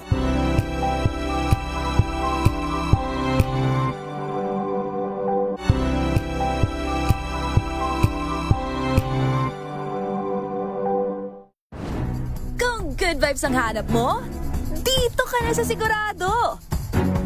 Mula sa mga istoryang nagbibigay ng inspirasyon hanggang sa mga kwentong may dalang solusyon. Mga balitang pampagaan, pakiramdam at pampaganda ng araw. Hindi lang ba sa good news, kundi the better news. Mula Lunes hanggang Biyernes, 1:00 ng tanghali sa DZRH TV.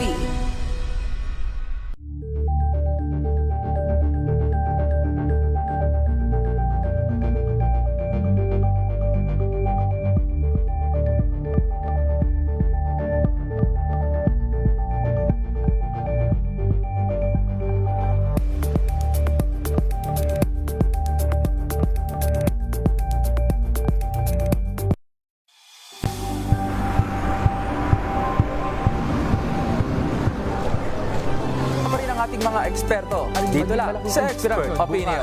Ito ang The Better News. TNVS, Trending and Isang kwento, iba't ibang anggulo.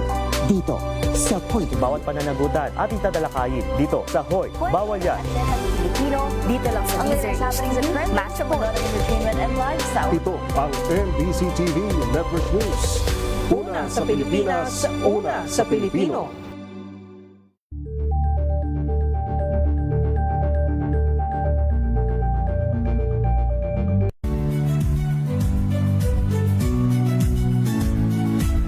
Magandang araw mga kaibigan. Ito po ang inyong balerina ng bayan, si Lisa Makuhay Lizalde, na nag-aanyaya sa inyong samahan kami at ang aming mga espesyal na panauhin para sa kalahating oras ng masayang kwentuhan sa aming programang Art to Art, kung saan ang usapang sining at kultura ay para sa lahat. Huwag kaliligtaan, tuwing linggo, alas 3:30 ng hapon, dito lamang sa DZRH Radio, DZRH TV, at via online streaming.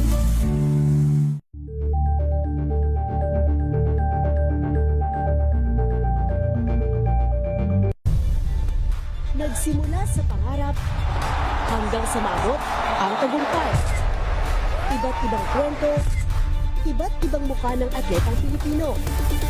Mas pinatindi, mas pinalakas, at mas pinaaksyon sa Match Point tuwing Sabado, 12:30 ng tanghali sa DZRH TV.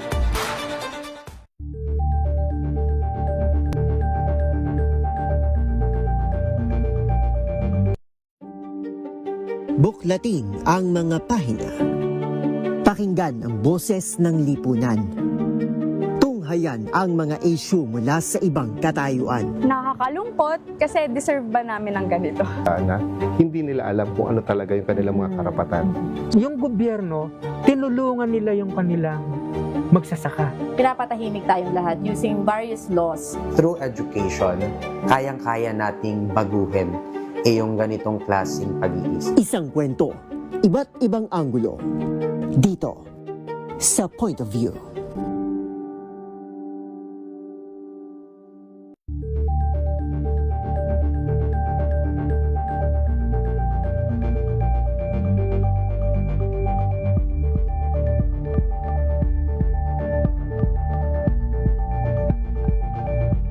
Ambalang Anthony Taberna at Jerry Baha ang gigising sa inyong umaga dahil lalatay ang humahagupit na diskusyon at komentaryo Lunes hanggang Biyernes sa 2x2. Number 1 na naman ang inyong DZRH sa latest survey ng Kantar Media na inilabas nitong January 2026. Hindi lang sa Metro Manila, kundi pati rin sa Mega Manila. Patunay na DZRH lang ang inyong tunay at totoong pinagkakatiwalaan. Taos-puso po kaming nagpapasalamat sa inyong patuloy na pagtitiwala dahil ang GC 29, makalipas ang alas 5 ng umaga. Magandang umaga po sa mga suki natin dyan po sa Hong Kong, sa Macau at sa Taiwan. Mga suki natin sa Taipei, ha? At dun sa masima natin, ingat. Hindi talaga safe ang dumaan sa Strait of Hormuz. Huwag ipilit, ha? Kung pabalikan ng Pilipinas, huwag nang magpasalubong ng imported na tsokolate. Meron po tayong Tangerine Chocolate, ang brand ng mga magnaniyog ng mga magsasaka dyan po sa lalawigan ng Quezon. Sa tulong nga po ni Dr. Helen Tan, yung po mga planting material ng kakao galing Davao, hinakot po yan para maitanim sa ilalim po ng mga nyugan at mga sakahan dyan po sa lalawigan ng Quezon. Available po yan sa 0919-0955-935, yung pong kanilang naipoproduce sa cacao beans, pinoprocess para maging Tangerine Chocolate. May mahigit 10 variants yan, ha? Yung Yung iba pang mga raw material ay galing din po sa ani ng mga magsasaka. I-check po ninyo sa tangerinechocolate.ph. Ang sabi nga po ni Dr. Helen Tan, sino bang magmamalasakit sa Pilipino kundi ang kapwa Pilipino. Kaya sa bawat tangkilik natin, sa bawat bili natin ng Tangerine Chocolate, pinalalakas natin ang loob ng ating mga magsasaka. Pinalalakas natin ang ating lokal na ekonomiya. Tangerine Chocolate 100% gawang lokal, but taste and looks global dahil tinulungan po ito ng DTI at ng DOST. Tangerine Chocolate 100% gawang atin. Pakiusap ni Dr. Helen Tan, sana naman ay ating tangkilikin. Maganda umaga, Pilipinas! Maganda umaga sa mga taga Spring, Texas, US of A. Ay, sa mga taga San Diego, California, good morning. Maganda umaga din po kay Ombudsman Sam Martires. Justice, good morning. Kumusta na po kayo, ha? At sa mga suki ho natin dyan po sa BIR. Binati na natin. Pinalakas pa ng Philippine National Police ang kanilang presensya sa mga gasolinahan sa Metro Manila. Ito yung upang matiyak ang maayos na pagpapatupad ng 10 peso per liter na fuel subsidy sa mga driver ng mga pampublikong sasakyan. Ayon kay PNP Chief General Jose Melencio Nartates Jr., naglagay na ang mga health desk sa mga piling gas station upang agad na matugunan ang mga reklamo at pangangailangan ng mga benepisyaryo. Umarangkada naman ang service contracting program ng pamahalaan simula kahapon. Naglalain itong magbigay ng 10 piso kada litrong discount sa mga jeepney driver na nasa ilalim ng libreng sakay program. Ayan, dapat talaga mabantayan natin. Hindi na magpapakampante ang Department of Energy kahit may commitment ang Iran. Napapayagan ito ang Pilipinas na dumaan sa Strait of Hormuz para makapag-angkat ng langis. Ayon kay Energy Secretary Sharon Garin, bukod sa Gitang Silangan ay maaari din namang mag-import ng langis mula sa mga oil companies sa South Korea, Japan at Russia. Pag-amin ng kalihim, sa ngayon, mahirap pa rin dumaan sa Strait of Hormuz sa gitna ng nagpapatuloy na tensyon sa gitnang silangan. I think it's the risk na naninervyos yung mga oil companies natin or any other company would order there kahit safe passage ka. Kasi makatamaan ng bomba, insurance pack, transportation, expensive. Lucky enough, we have access. May ibang sources. Start na tayong kumausap lahat ng ambassadors, kinausap natin. Nag-explore na tayong ibang kanal. Samantala, personal na ininspeksyon naman ni Agriculture Secretary Francisco Chu Laurel ang dalawang malaking fish port project sa Surigao City, isang pagpapakita ng inisyatiba ng pamahalaan upang i-modernize ang mga infrastruktura sa pangisdaan, patasin ang kita ng mga magsasaka, ang mga mangingisda at palakasin din ang food security sa Northern Mindanao. Binisita ni Secretary Chu Laurel ang proyektong isinasagawa sa Barangay Washington kasama si Acting General Manager Attorney Glenn Pangapala ng Philippine Fisheries Development Authority.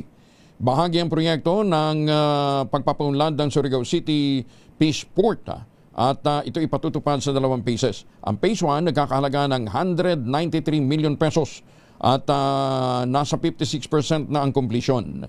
Ayon kay Secretary Chu Laurel, mahalaga ang modernization ng mga fish port natin upang mapahusay ang kalidad ng produkto at mabawasan ang post-harvest losses. Isang matagal ng hamon sa mga pamayanang baybayin.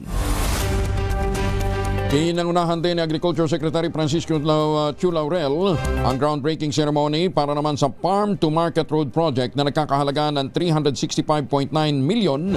Naglalain itong paularin ang logistics sa agrikultura at palakasin din ang ekonomiya sa mga kanayunan, lalong-lalo na sa Hilagang Silangang Mindanao. Ang NRJ Trinidad Mabini Farm to Market Road Project ay pinatupad sa ilalim ng Philippine Rural Development Project o PRDP na may pinagsamang pondo mula sa World Bank, Department of Agriculture, Local Government Unit ng Surigao City at isinagawa na ang mga civil works sa target itong makumpleto sa 2027. Ang haba po nito, 6.51 kilometers at kabilang sa proyekto ang 6.32 kilometers na Portland Cement Concrete Pavement at 3 tulay. Ito yung Togonan, Lower Sangay at Anomar Bridge. Ang haba nito, 61 linear meters. Kapag natapos, direktang iuugnay ng kalsada ang 10 barangay sa Surigao City at mga kalapitbayan ng Sison, kung saan makikinabang ang mahigit sa 2,800 na mga kabahayan, kabilang ang 1,245 na pamilyang magsasaka. Idinisenyo po ang infrastruktura upang matugunan ang matagal ng inefficiency sa value chain ng niyog na pangunahing produkto ng rehiyon.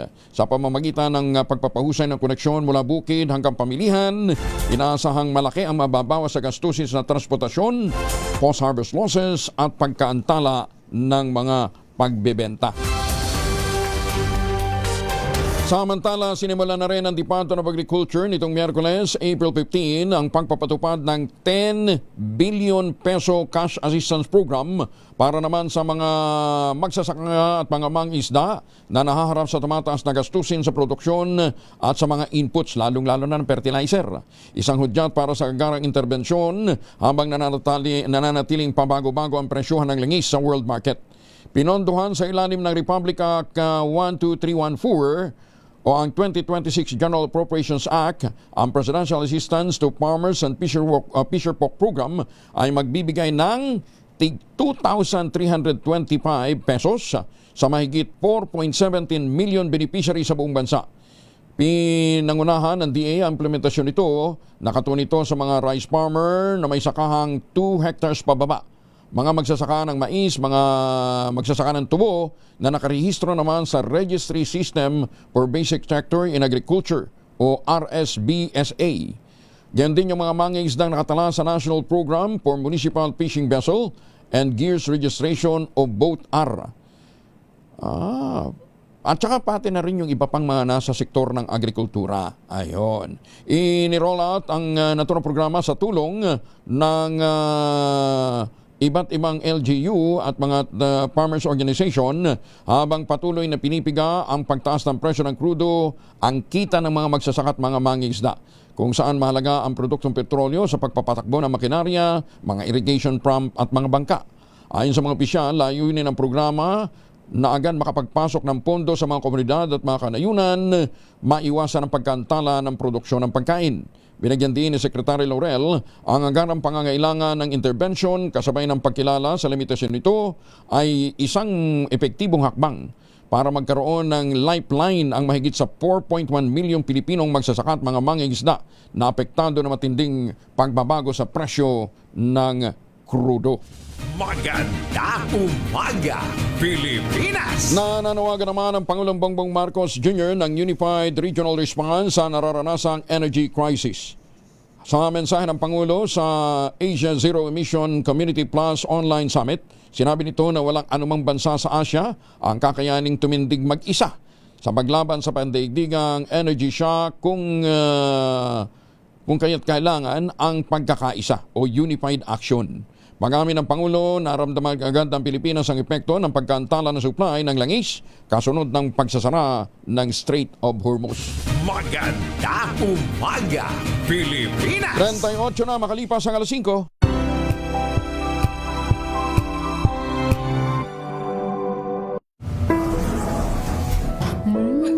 Amoy forever. Amoy LQ. Amoy New Calab Berry Blooms. Amoy kalat, amoy good vibes.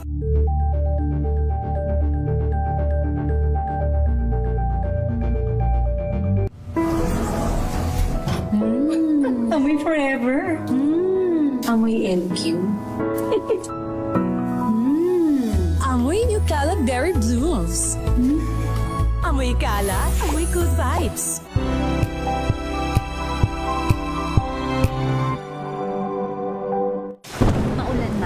No worries na amoy kulob ang damit. Charm Fab Con, bangong kumakabloom, tanggal amoy kulob sa bango ng Charm. Kaya gamit ko, Charm Fab Con with Bloom Fresh Technology. Kills 99.9% of kulob-causing bacteria.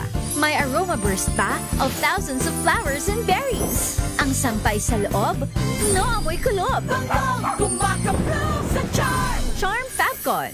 ACS.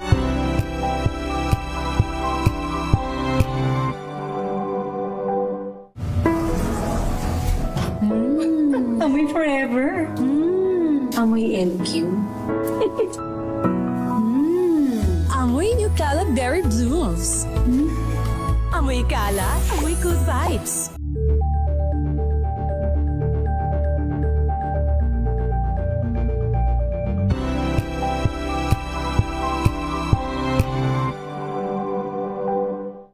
Maagang balitaan, maagang usapan sa mga issue at balita. Kasama si Kuya Angelo Palmones sa Magandang Umaga Pilipinas. Mula Lunes hanggang Biyernes.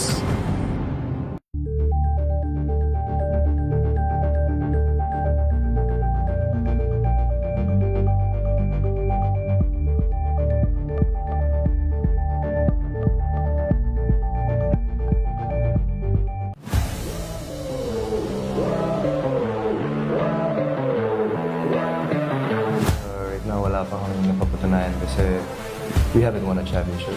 To me, it means everything. That's really one of my main goals in life. Mag-aisa sa mga pangarap ko yan, to be able to represent the country. And it's truly an honor to be able to do so. One word to describe your journey so far. One word, I'd say resilience. I got it patted on me, resilience. Kept going on that. Hey guys, it's Juan Gomez Liliano here from the Converge Fiber Xers, and I just want to invite you all to watch my segment here on DZRH TV Matchpoint. Mabuhay ang atletang Pilipino.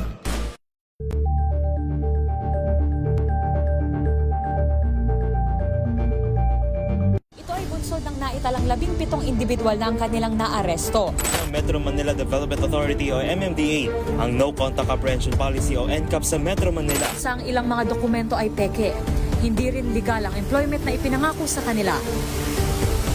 Sa mata ng batas, mananagot ang sangkot at may sala.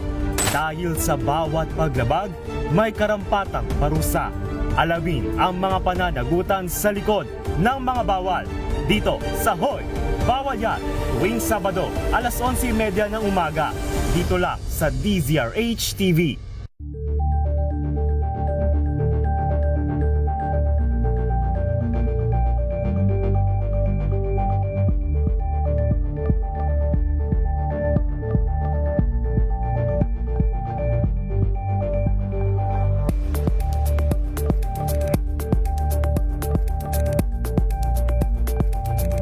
Curious ka ba sa maraming bagay? Kami na ang bahala dyan. Aalamin, tutuklasin at ibigyang linaw namin ang mga katanungang bumabagabag sa inyong isipan. Sa programa kung saan ang bawat sagot ay galing lamang sa mga eksperto. Ang Expert's Opinion, tuwing linggo alas 3 ng hapon, dito lang sa DZRH TV.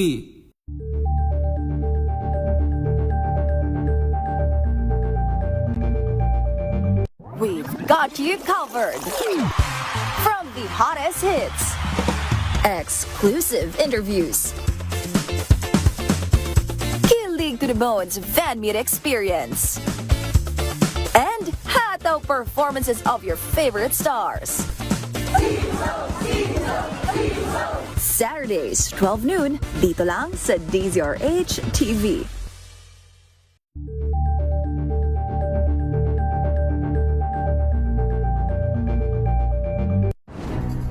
Good vibes ang hanap mo?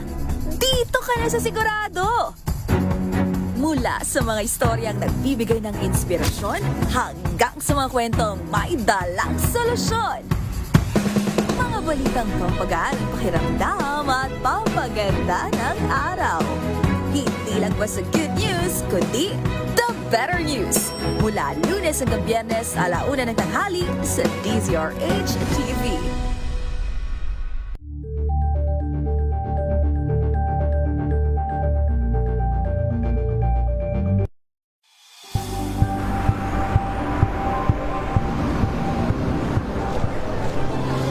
Mga eksperto dito lang sa Expert Opinion. Ito ang The Better News. TNDS. Trending and isang kwento, iba't daming may birthday ngayon ha. 45 makalipas ang alas 5 ng umaga. Happy birthday kay MMDA Chairman Don Artes. Aba, birthday din ngayon ni Helen Quintos. Helen Quintos, happy birthday ha. Teka muna, balikan muna natin si Edwin Duque. May update siya dito po sa sanitary landfill pa rin na susunog. Ano ha? Edwin, anong latest dyan ngayon? Edwin? Wala si Edwin. Wala pang makapagsabi sa ngayon kung ano ang totoo at hindi sa mga nisiniwalat ng confessed bagman na si BP Inday Sara na si Ramil Madriaga. Tugon ito ng Palace Press Officer na si Attorney Claire Castro sa hamon naman ni Senator Amy Marcos sa kapatid ng Pangulong Bongbong Marcos na itama ang kasinungalingan, partikular na usapin ng term sharing. Kaugnay nito, kinestyon ni Castro kung ano alam ni Senator Amy sa katotohanan. Iginiit na mainam sa ngayon na marinig ang sasabihan ng sino man tatayong testigo sa impeachment case ng Vice Presidente. Ano po ba ang kaalaman ni Senator Amy Marcos sa katotohanan? Hindi po ba dapat lumabas talaga ang katotohanan at madinig natin kung anong dapat sabihin ng sino mang witness? So wala makakapaghusga ngayon ang kung ano ang katotohanan at kung anong sinungalingan. Pero para po kay Congressman Joel Chua ng Maynila, chairperson ng House Committee on Good Government and Public Accountability, mahalaga yung ginawang pag-waive ni Ramil Madriaga ng kanyang bank secrecy para mabusisi o matingnan ng Committee on Justice kung totoo bang may mga cash transfers na ipinadaan sa kanyang mga account patungo sa o para mapakinabangan ng mga Duterte. Ito daw ang magpapatotoo kung may mga pumasok ngang mga pera doon sa kanyang account. Kagaya ng kanyang sinabi, ginamit lang daw ho siya bilang dummy kung saan may mga transaksyon na ginamit siya at pinadaan sa kanya ang sa account niya ang pondo. Ilan daw dito mga malalaking account na ginagamit na pang-launder ng pera. Ito ho ay batay sa kanyang naging testimonya sa House Committee on Justice. Nung pirmahan ho ni Madriaga ang bank secrecy waiver, nag-authorize na kagad ito sa panel na i-check ang lahat ng mga transaction records ng 6 na bank accounts na nakalista dun sa naturang affidavit. Ayan, ha. Ito na po kasing mga bank account na ito, talagang pinabuksan ng mga close associates ng mga Duterte para pagdaanan ng milyon-milyong mga piso mula sa pondo ng gobyerno. At ito'y inilabas, dinala sa mga safe houses ng dating Pangulong Digong Duterte. Ang nag-utos daw po nito ay si Mayor Digong. Ayan, ha? May mga binanggit kasi doon sa hearing eh. So, kapag ito nga daw po ay nabuksan at nakita yung trail, doon natin malalaman kung totoo ngang may mga pumasok na pondo, o pinakinabangang pondo, nawal na sa pondo, ang Vice Presidente. Sa tulong din daw po ng kanyang mga security personnel na sina Colonel Dennis Nolasco at Colonel Raymond Dante Lachica. Intayin natin kung ano bang isinasaad ng mga naturang bank account. Maganda umaga, Pilipinas! Balikan muna natin si Edwin Duque sa sunog ho dyan sa Nabotas. Edwin. Ay ko sa Golden Hill dahil nga itong Bulacan ngayon at kapitod ng Bulacan Golden Hill ang sunod natin tuhan ng abit na araw ng puso. Wala sa nasunod at ating sekretary natin ng kapitaan ay una nang pagpadala ng tulong ang nabuta sa Diyos nagabigas sa Bulacan. Dahil sa tala ng Ubanto Golden ay may kapitulino ang residenteng napagtuhan at ilan dito ay nagkakasakit at ang ilan naman ay ayaw na bumalik sa kabilang tahanan. Ay naman gano'n yung ko, nagpadala na sila kahapon ng bigas bilang tulong sa mga studente na iba't lakat. Na direktang naapektuhan ang usok mula sa nasusunog na nabutas sa Rentari Lapil. Ito man ay bilang tuwin sa pinangako tulong kay Ubanto Mayor Leonardo Paleta. Naunang binisita upang pag-usapan yung konkretong aksyon na kanilang isinagawa upang mapapula ang sunog sa naturang Lapil. Napagabang mula kay Mayor Paleta na may 3,000 pamilya wala sa 4 na barangay sa Ubanto ang lubhang naapektuhan ng usok na nagdala pa sa Lapil. Kaya panghapon ay 3 litong sa ating gilastin na 5 kilo ang isinamahagi ng bawat pamilya sa bawat pamilya. Pagdating din ng mga lungsod ng nabutas ng mga face mask sa mga susunod na mga araw para sa mga apektadong pamilya. Ayon kay Tiangco, humiling din ito sa DSWD ng food pack na kanilang isusunod at ihatid sa uban ng Bulacan. Para naman doon sa mga may sintomas na dulot ng usok, patuloy na tutulong ang lungsod sa pag-refer ng mga pasyente sa Nabota City Hospital upang agad silang matigyan ng kakulang lunas. Inumpisan na rin kahapon ang treating operation para mapabilis ang soil smoothing o pagpapantay ng lupa sa lampila. Dumating na rin ang iba pang mga heavy equipment. Kabilang dito ang mga bako, fire truck, bulldozer at generator set na kanilang gagamitin sa on-site operation. Samantala namigay na rin ang tulong kahapon mismo. Idulak ang Governor Daniel Fernando para doon sa mga residente apektado ng sulit. Aris Water, ang yung dokumentulang pagkita rin sa Pilipinas. Maraming salamat, Edwin. Maganda umaga, Pilipinas! Ganda talaga ng signal ng telco natin. Ha? Papangit ang pangit araw-araw. Hapon, kailangan mo pang lumabas ng bahay para magkaranigan kayo. Kahit kahit sa Viber, kahit sa Messenger. Alam mo pinakamalinaw ngayon? WhatsApp. WhatsApp. Mas malinaw pa sa WhatsApp eh. Ay, susunod ng buhay ito. Mayorya ng mga Pilipino suportado ang impeachment trial laban kay Vice President Sara Duterte. Sa isinagawang survey ng Octa Research mula March 19 to 25, 69% o 7 sa bawat 10 Pilipino ang nagnanais na magkaroon ng paglilitis upang masagot ng Vice Presidente ang mga alegasyon laban sa kanya. Samantala 28% ang hindi pabor, 3% naman ang undecided. Pinakamataas ang suporta para sa impeachment sa Visayas, 83% at National Capital Region, 81%. Habang mas mababa naman ang bilang sa Mindanao kung saan 61 lamang ang pabor, 38% ang tutol. Ayon sa Octa Research, sumasalamin ang resulta ng survey sa kagustuhan ng publiko na maresolbang issue sa pamamagitan ng formal at rules-based na paraan. Punto pa ng Octa, ang impeachment ay hindi lamang dapat tingnan bilang isang parusa, kundi bilang isang pagkakataon para sa transparent proceeding. Maray namang itinanggi ng kampo ni Ramil Madriaga na may nakukuha silang suporta mula sa administrasyon para sa testigo para tumistigo laban kay BP Inday. Ayon sa legal counsel ni Madriaga na si Atty. Raymond Palad, wala silang anumang koneksyon sa administrasyon ng Pangulong Bongbong. Sa katunayan, nag-aabono pa sila at may mga ari-arian rin silang naisanla para pang tusto sa gastusin sa pagharap sa pagdinig. Financially or otherwise? Ang nakausap ko lang na politiko, which is inamin naman yan, si Congresswoman De Lima, noong December 8, nagkaharap kami. Tapos yung visit ni former Senator Reales sa January 23, hindi pa nga ako nakaharap noon. Hinayaan ko si former Senator Trillanes na interviewin alone si Madriaga. Present lang ako nung visit ni Congresswoman De Lima. Sa administrasyon, wala ho tayong connect dyan. Maggastos ho ito nangyayari ito. Minsan nag-aabono pa nga, di ba?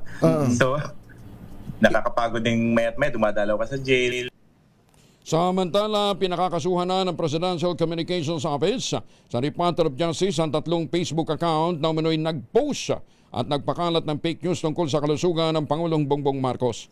Kabilang sa mga nais kasuhan ng PCO ang account na Iloy Bugris, The Queen of Revelations, Rigondola Ping at ang Craig Underpal.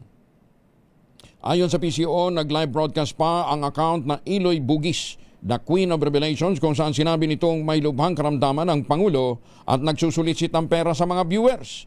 Edited pictures naman ng Pangulo na tila nakararanas ng physical distress ang ipinost ng account na Rigondola Ping. Habang peking news graphic naman ang manoy opisyal na kumpirmasyon ng seryosong health condition ng Pangulong BBM ang isinare ng account na Craig Underpal. Iginiit ng PCO sadyang pamimeke at pagpapakalat ng maling impormasyon lalo na ngayong nasa state of national energy emergency ang bansa at ito may tuturing na krimen na may kaakibat na parusa. Maganda umaga, Pilipinas! 54 na makalipas ang alas 5 na umaga, nananakit na ba inyong mga kasukasuan, nagkaka-wrinkles na ba, humihina na bang kalamnan? Epekto po yan ng pagtanda. Ipinakikilala ang Ultraplex, isang health drink mula po sa mga lumikha ng Ultabio, backed by Japanese technology. Ang Ultraplex ay may HCG complex, hydrolyzed marine collagen para sa skin at joints, HMB pampalakas ng muscles, glucosa green para naman sa ginhawa ng kasukasuan. Available in coffee with stevia at powdered drink mix. Kayang bawiin ang galaw, sigla at ganda kahit nagkakaedad na with proper diet and exercise. Hanapin lamang po ang Ultraplex sa Shopee, Lazada at ultabio.shop. Ang Ultraplex ay hindi gamot at hindi dapat gamitin panggamot sa anumang uri ng sakit. If symptoms persist, consult your doctor. Bagong balita, bagong impormasyon. Kasama si Kuya Angelo Palmones. Magandang umaga, Pilipinas! 5 minuto na lamang, Aces na umaga.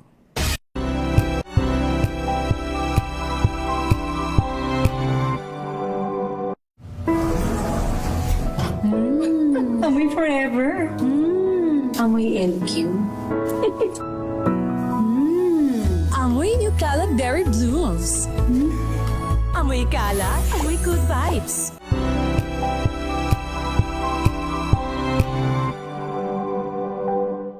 Hello, Washi! Laundry day na naman! Yay! Anong meron? Mancha ng chocolate, putik, may libag pa! Kaya natin yan!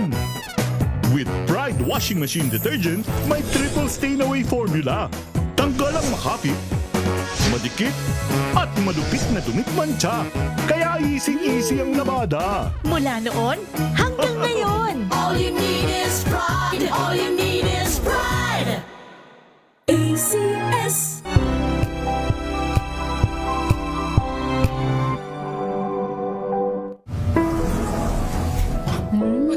Amoy forever. Amoy LQ. Amoy New Caleb Berry Blooms. Amoy kala, amoy good vibes.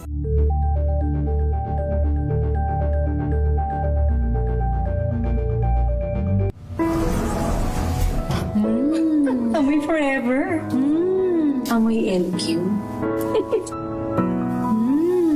Amoy New Caleb Berry Blooms. Amoy kala, amoy good vibes.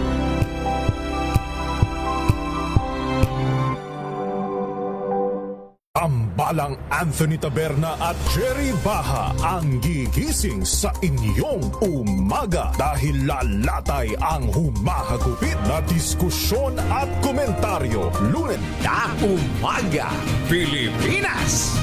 3 minuto na lamang bago po mag-ACES sa umaga. Sumadsad sa pinakamababang antas sa loob ng 9 na buwan ang padalang pera ng mga overseas Filipino worker noong Pebrero. Sa datos ng Bangko Sentral ng Pilipinas, sumabot lamang sa $2.78 billion o katumbas ito ng 167.08 billion pesos. Ang naitalang cash remittance nitong Pebrero, mas mababa kumpara sa 3.02 billion pesos o katumbas ng 181 billion pesos. 3.02 billion dollars. Katumbas ng 181.11 billion pesos ang naitala nitong Enero. Ito na rin ang pinakamababang antas na naitala mula noong May 2025. Kasi nga po may giyera Kaya apektado pati ho yung mga remittances. Ganyan mas mataas itong bahagya kumpara sa $2.71 billion na naitala ng Pebrero noong nakaraang taon. Sa ating pong mga OFW, ingat kayo dyan, Matapos makabalik sa 59 peso per dollar level, muling sumemplang sa 60 ang halaga ng piso kontra dolyar. Ayon ngayon sa Bankers Association of the Philippines, nagsarang palitan sa 60.11, 60 pesos and 11 pesos per dollar kahapon. Mas mahina ito kumpara sa 59.87 na naitala naman noong Martes. Kaya dapat talaga maghigpit na tayo ng sinturon, Susunod na po ang 2x2 sa Tang-Asia's Balita. Kuya Angel po, si Angelo Palmones, nag-iwan sa inyo na isang magandang umaga. Magtanim ng kawayan para sa kalikasan at kabuhayan. Ang ating quote of the day ngayong araw na ito ay mula po kay Adam Smith, ang kinikilalang ama ng modern economics. Ang sabi niya, it is unjust that the whole of society should contribute towards an expense of which the benefit is confined to a part of society. Pero just the same, bayad ho tayo ng tax para meron tayong pang-ayuda. Magandang umaga, Pilipinas! Oras sa buong kapuluan, 6 na ng umaga.